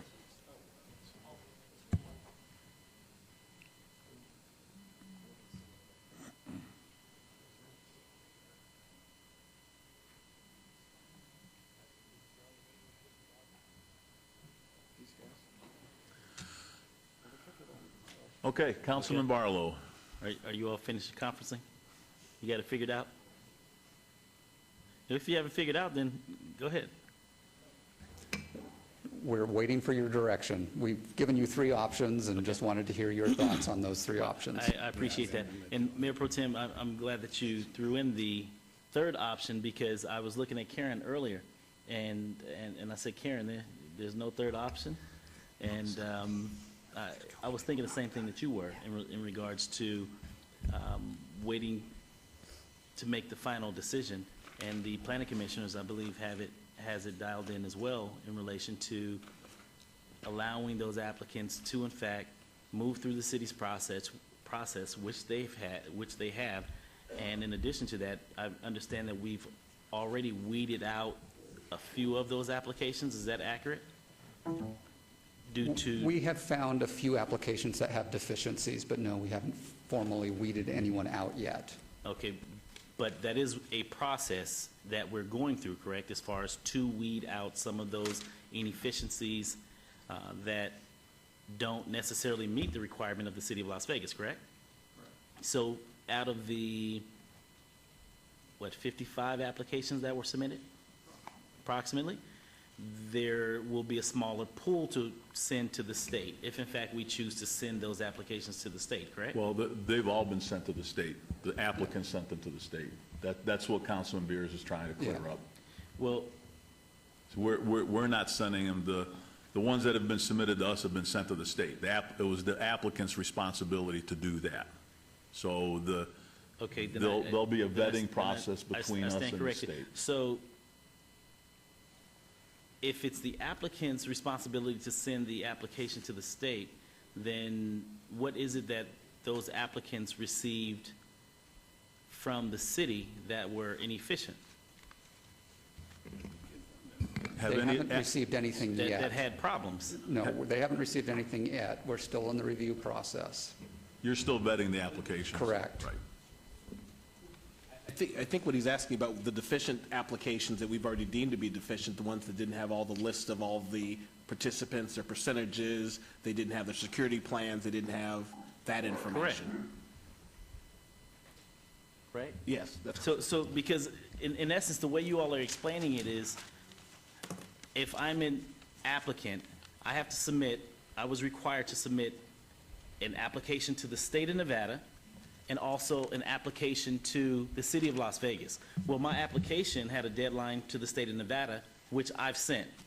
However, I'm talking about the city of Las Vegas. If I have some inaccuracies and deficiencies on this application, well, my application has already met the deadline for the state, so where is the application as it relates to the city of Las Vegas? Is it in limbo? Where is it? Go ahead, Karen. Thank you. The applications for the city of Las Vegas are going through the review process. Under the code, the first question that we have to answer is the application complete or is it not? These applications, some of them are this thick. You saw them, they're in boxes. I get that. So the place that we are right now is that we did an initial review. Anything that we could not find that was a requirement of your code, we have sent letters to those applicants stating that we could not find this or these documents. Would you please set up a meeting with us and come in and show us where that document is in your application? We are in the process of meeting with those applicants right now. So we Okay. have not denied any applications at this point in time. So with that, in the state's application, is there a requirement that asks for city approval in order for this to get approved at the state level or some level? Under the state law and the state regulations, there's 2 things in the state criteria. In their weighted criteria, they do have a weighted criteria for the local land use. Does the Correct. applicant at the state have local land use? So they will have to weight that in their things. So in essence, the state, what you're telling me is that the state has to wait for my application to catch up in order for them to check off the box that I meet the land use or whatever the unchecked box the city of Las Vegas is waiting for, correct? In the meetings that we have had with the state, they are going to rank order everyone. So if the city has not taken any action on anyone, they would be ranked the same versus if they're some of them have land use and some of them do not. They would probably be weighted differently in that system. Why, one of the suggestions might be is that if the council's not ready to deal with this issue, why don't you let us meet with the state and talk with them about how they are going to address land use, because some local governments are giving special use permits prior to the state process. Some local governments are not giving special use permits prior to the state process. So why don't we take some of the questions that you've raised today and try to meet with the state and see if they can give Mayor us Pro some Tem? clear answers. Okay, well, I understand that this isn't an action item. However, we can provide our opinion. City Attorney? We can provide our opinion Yes, sir. as to what we would like to see. Is that accurate? Correct, sir. Okay, so I'm on the same page as Mayor Pro Tem, and I believe or perceive others on the dais today, that I would like to make the final decision as it relates to applicants coming into the city of Las Vegas for a number of reasons. One, the state cannot determine, in my opinion, as to whether or not an applicant should go in a specific place inside of the city of Las Vegas. That, to me, is a decision that we as council members should make, because we know our community, we know the appropriate corners, we know the neighbors, we are dealing with the issues, and so for the state to arbitrarily make a decision and circumvent the council as it relates to where applicants should be placed is something that I totally 100% emphatically disagree with. So whatever procedure or category or structure you all need to shape and form and bring it back before this council for us to vote on, I'm all for that, as long as we make the final decision as it relates to council. And I don't know how other, how much more clear I can be as it relates to my opinion, being that this is not a council action. Thank you. Councilman Beers? So if I'm understanding this correctly, as we discussed the addition of option 3 and potentially option 4, option 1 does not exist. This slide should go away. We don't send applications to the state. Option 2, which was to send all the applications to the state, goes away. We don't send applications to the state. So option 1 and option 2 do not exist. It sounds to me like if that's the case, we have 2 options, and neither one of them are presented on the slides. The first option is we go through the land use entitlement process and, not limiting it to 12, evaluate all the applicants.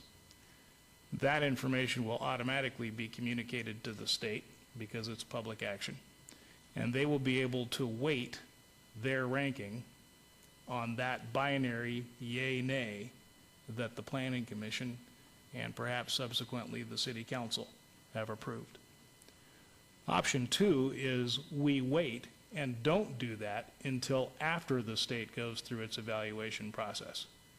If we take that option, then what we'll get back from the state is, in a sense, a peer evaluation by the state on the state's criteria, which is larger than whether or not land use has been issued.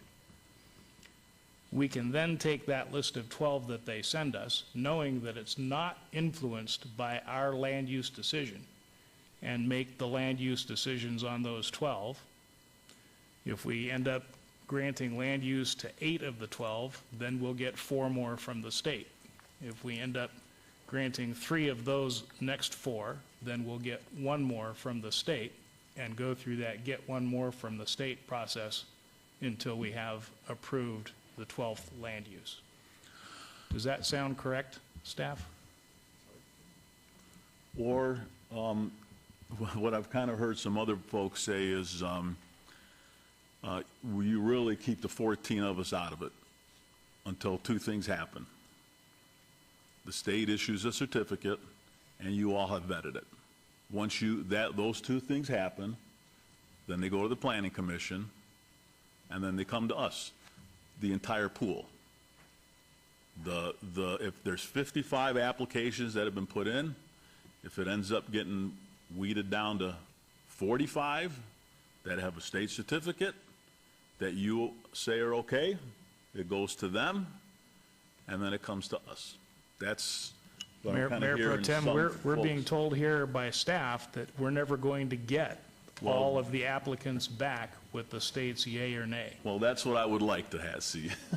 And legally, I don't know if that's the case, but that's how I would like to see it. And So Mayor Pro I Tem? guess it just depends on, it's now goes to the attorneys, and they're all going to muck it You know, up. I looked at the statutes, if I could just say this, and I don't see where they're limited to sending back 12 names. I thought they could send us the rank of 40 or 30 or 20 if whatever came in from, let's say on the dispensary category, from this area. I don't think they have to send us 12. Brian, we need to know that. And it could be a policy rather than the actual ordinance or. Yeah, it's not in the statute. I guess that's what I'm kind of hearing. And we can try to find that out. Commissioner Truesdale? And what I understand is that the state, with the state application, when that is submitted, they also have to submit their location and all of their location documents, whether they're approved or not.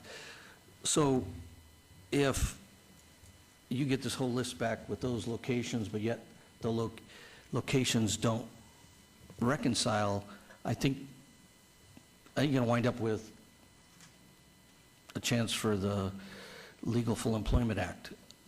Rather than being aggressively leading the charge on selecting who you want in your city and where you want them. But I do agree that at the end of the last decision should be the council's last decision. I was always under the impression when you're going through some of these meetings that the applicants had to be specific about their location and send them. And in fact, I was under the impression from this state process that there wasn't 2 applications on one piece of property. It just wasn't an allowable process. Now, that may be different because,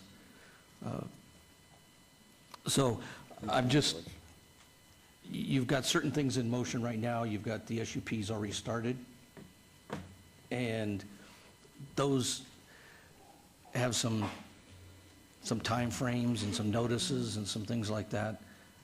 I'm not so sure if that hurts or helps going through the initial run-through, because anybody who doesn't like the outcome of the SUP does get their opportunity to appeal it to City Council, or it'll automatically go on to City Council.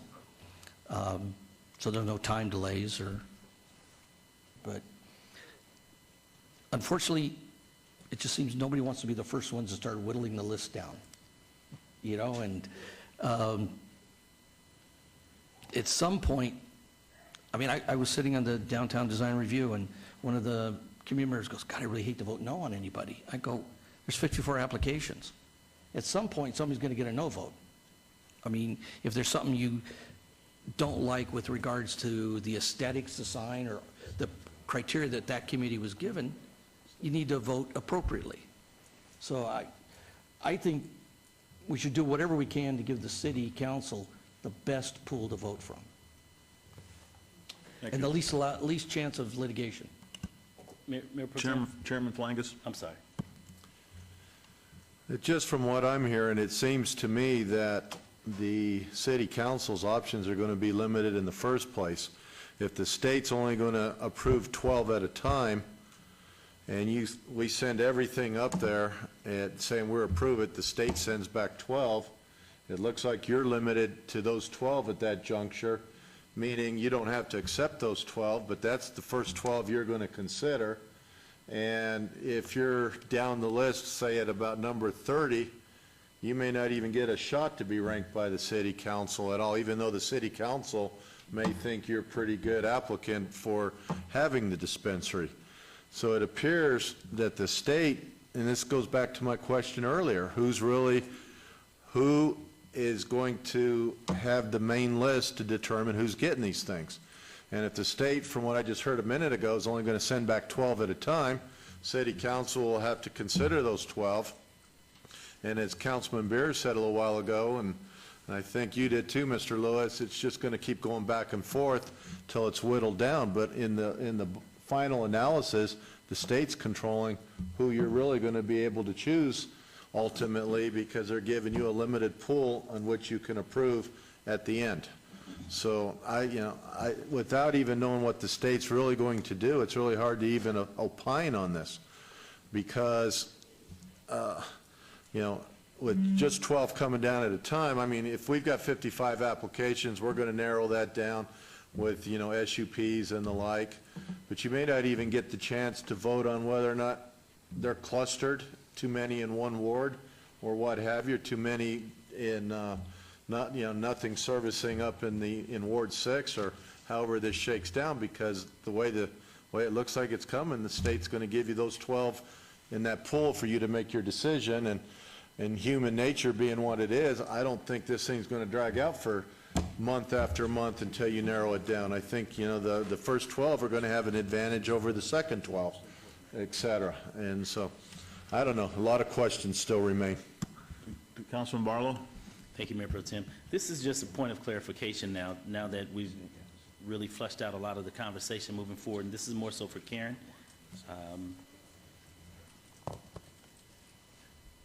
Councilman Beers brought up an interesting thought that I want to try to flesh out a little bit more, and this is a point of clarification, so walk with me through my line of questions.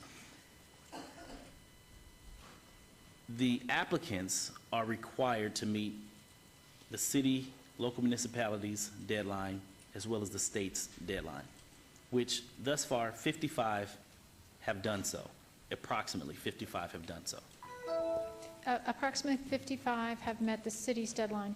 We do not yet have a list from the state of who all has applied with them. Our first step internally, just at the staff level, is to try to reconcile who applied at both locations and who might be missing on one side or the other.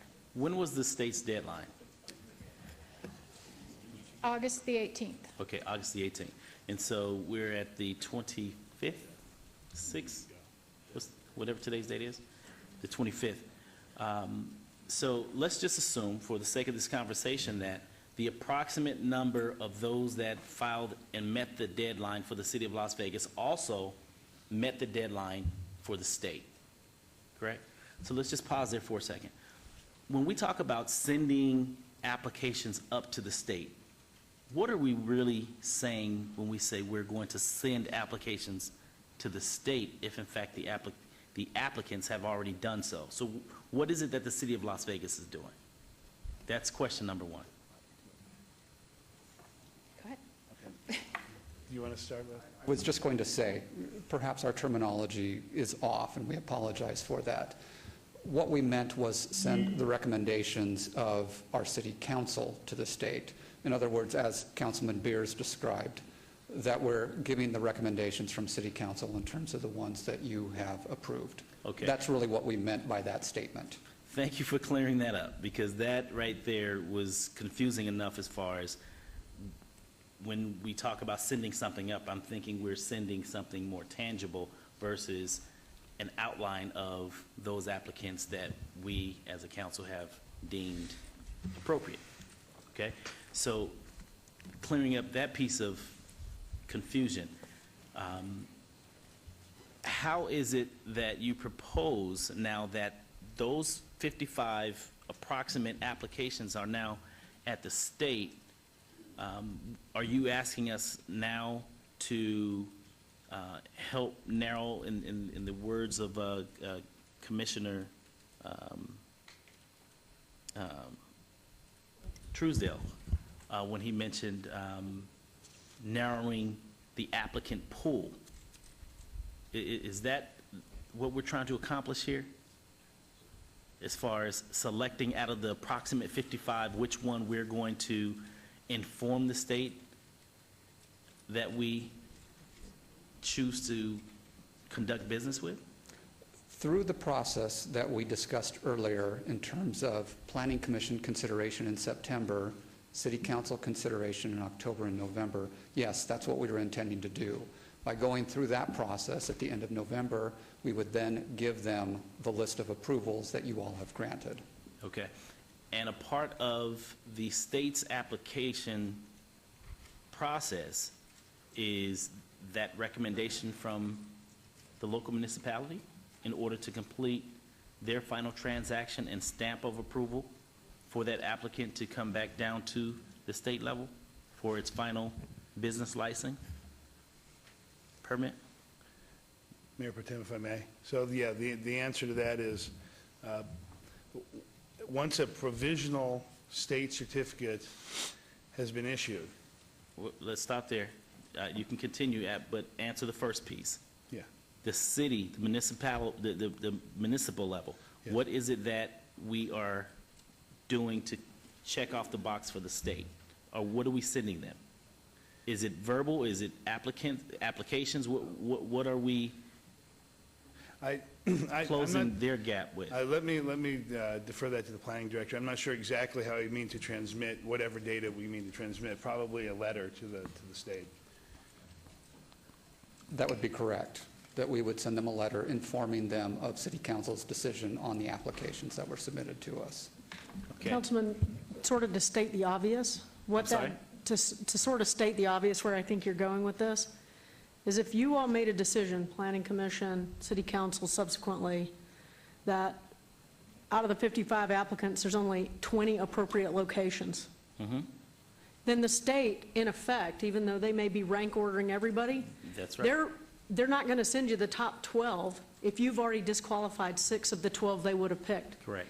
They're going to send you the next 12, and then you would evaluate them for the license at that point. And that's exactly where I was going with That's this. what I thought. I just was going trying back to simplify. To Commissioner Truesdale's point, as far as narrowing the scope, because it's starting to shake out here and become more clear as far as how much regulation we actually have as a council in regards to those applicants that we choose. And so it makes the county, in my opinion, look more favorable now because of the process in which they went through as far as making the selection and sending their selection up to the state. Can I jump in versus for the 1 entire second? pool. Mayor Pro Tem? Mayor Pro Tem. Yes, Commissioner Moody. Just one quick question. Commissioner Flangus was saying that it seems like the state's controlling it. Is it some point that we can wait until all of it comes back down to the state instead of working with this group of 12? I mean, because it seems like you get 12 and you have to do something with those 12, because if you wait for them all to come back and then we can start to look from a planning perspective where they're going to be clustered in groups, and then I think at that time we can determine who's going to get approved and who's not for sake of not oversaturating a ward with so many of these businesses, and even since there's no distance separation in dispensaries, having all these clustered together. So can you wait for the totality that's sent up to come back from the state before you even start approving? Well, I think that's the million-dollar question.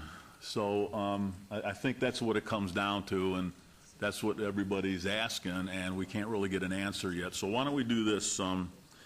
The members of the City Council, the Planning Commission have all asked some great questions, good opinions, some options. So why don't we, Betsy? Betsy, why don't we plan on, why don't you all take all the discussion that we've had tonight and put together some kind of recommendation, and you really got a key on what exactly we can and cannot do. And let's have something on the agenda for September 17th so we can finalize the process for you. How's that? Mayor Pro Tem, I would make a recommendation that we let the Planning Commission proceed as planned with the hearings that are scheduled, just so we don't lose time, and that this decision-making process that we would bring to you would be related to the City Council's final decision-making schedule, given what we learned from the state over the next 2 weeks. And I would prefer, if we can, to leave the 3 special City Council meetings on the agenda. On the off chance you do want to take up land use consideration prior to the state's final certification of their list of 12 or however many they're willing to remit to us. If you're comfortable with that. Okay. Planning Commission, any other comments on that? Does that sound okay? Okay, any other comments or questions? Mayor Pro Tem? Yes, sir. Yes, sir. Thank you. Will the state be able to take a planning commission decision as the input to their evaluation formula, representing local government's opinion, thus changing the results so that it's not just a pure evaluation of the state-controlled piece? I'll go ahead and attempt to answer that, and the city attorney can jump in if he feels it's necessary or appropriate. Since the Planning Commission is not final action on these applications, I don't know that the state will consider that to be local land use approval. Does that make sense? And I agree with that, Okay. that comment. If it was sense we were seeking.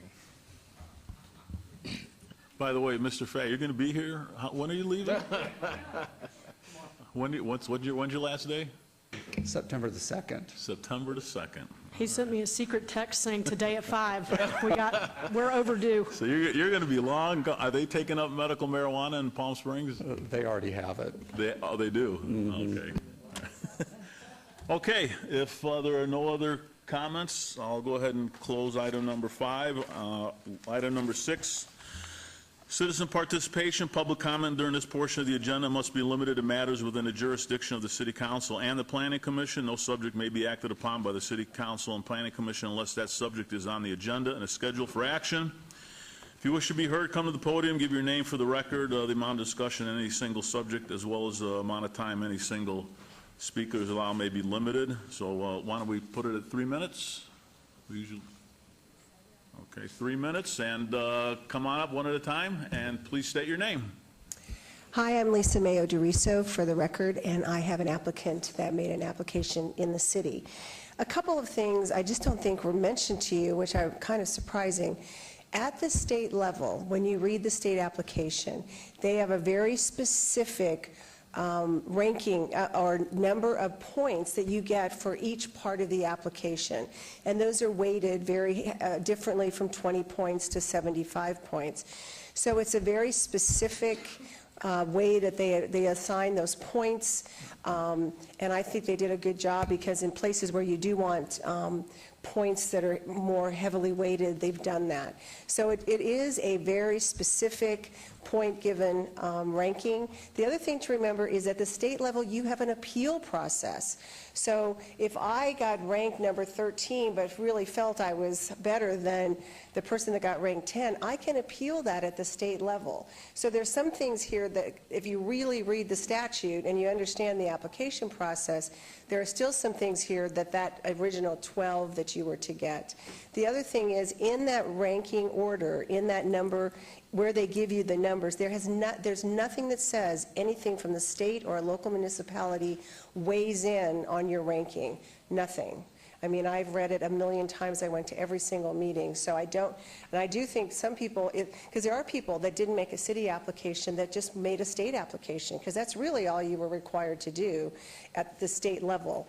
And so if you sent up, personally, this is me speaking, I'm not a lawyer, but if you sent up recommendations, but I didn't make a state application, a city application, because I wanted to make sure I had a state license first, that could be viewed as not kosher, however.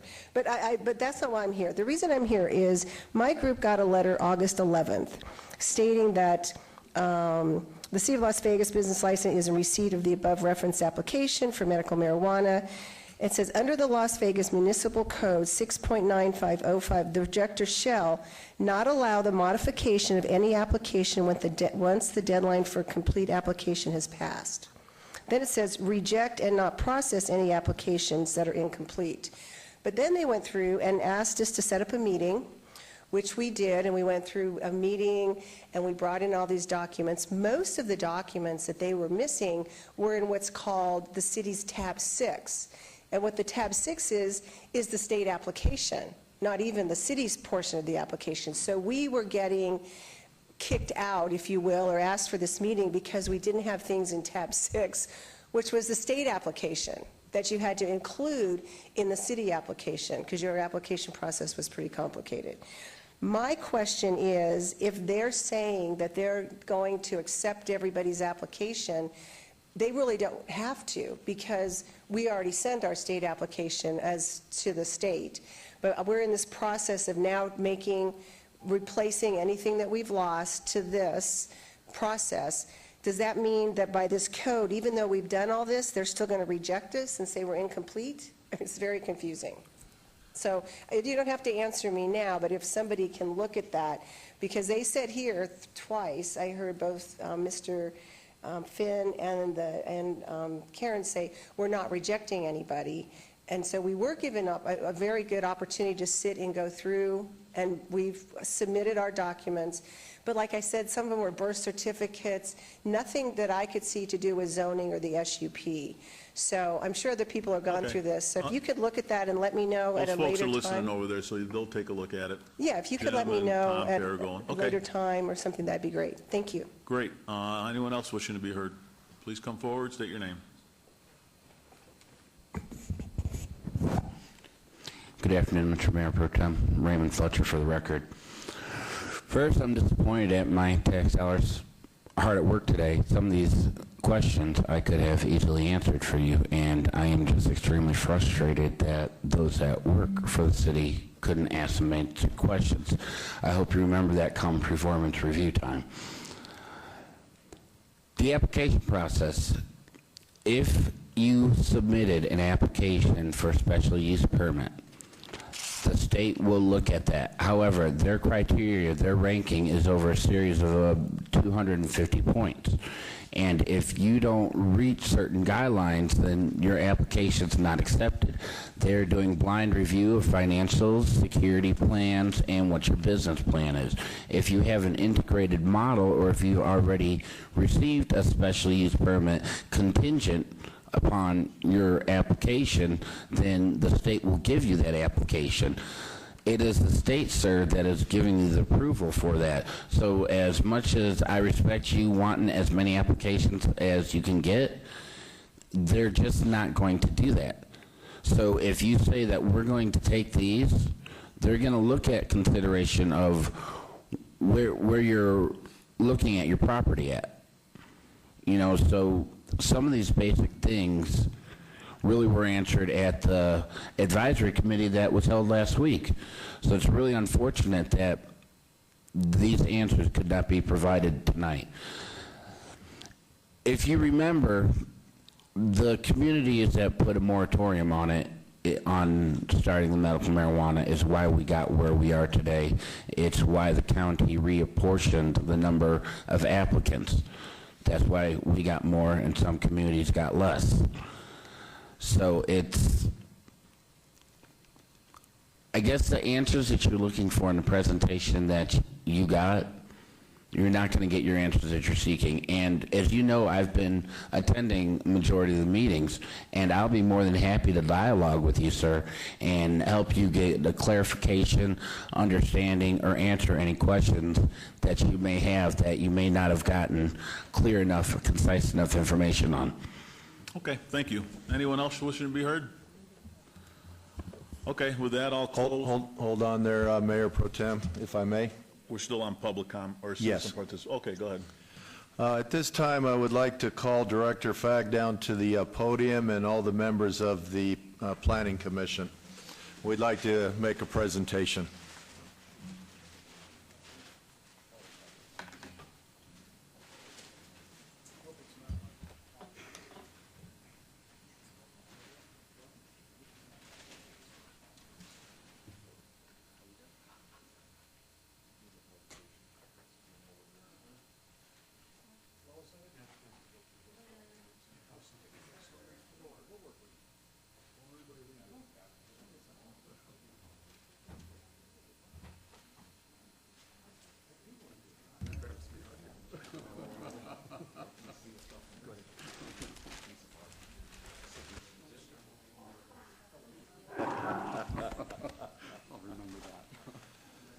Today marks our last meeting with Director Fagg, and we want you to know you've been a great resource for us. We really appreciate the direction you've given us, your wise counsel. We're really appreciative of what you've done over the years for the city of Las Vegas. We're jealous of Palm Springs getting you because their gain is obviously our loss. And we looked around to see what would be appropriate to present to you so that you can remember your time here in Las Vegas. And we know that you were very instrumental in the Downtown Centennial Plan. So we've got something that really shows your contributions and something to remember all of us in the city of Las Vegas by.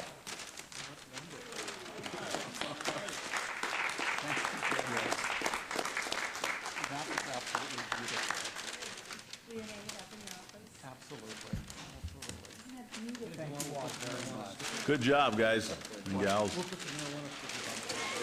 Hey, Mr. Chairman, since you have a microphone, would you adjourn the Planning Commission meeting?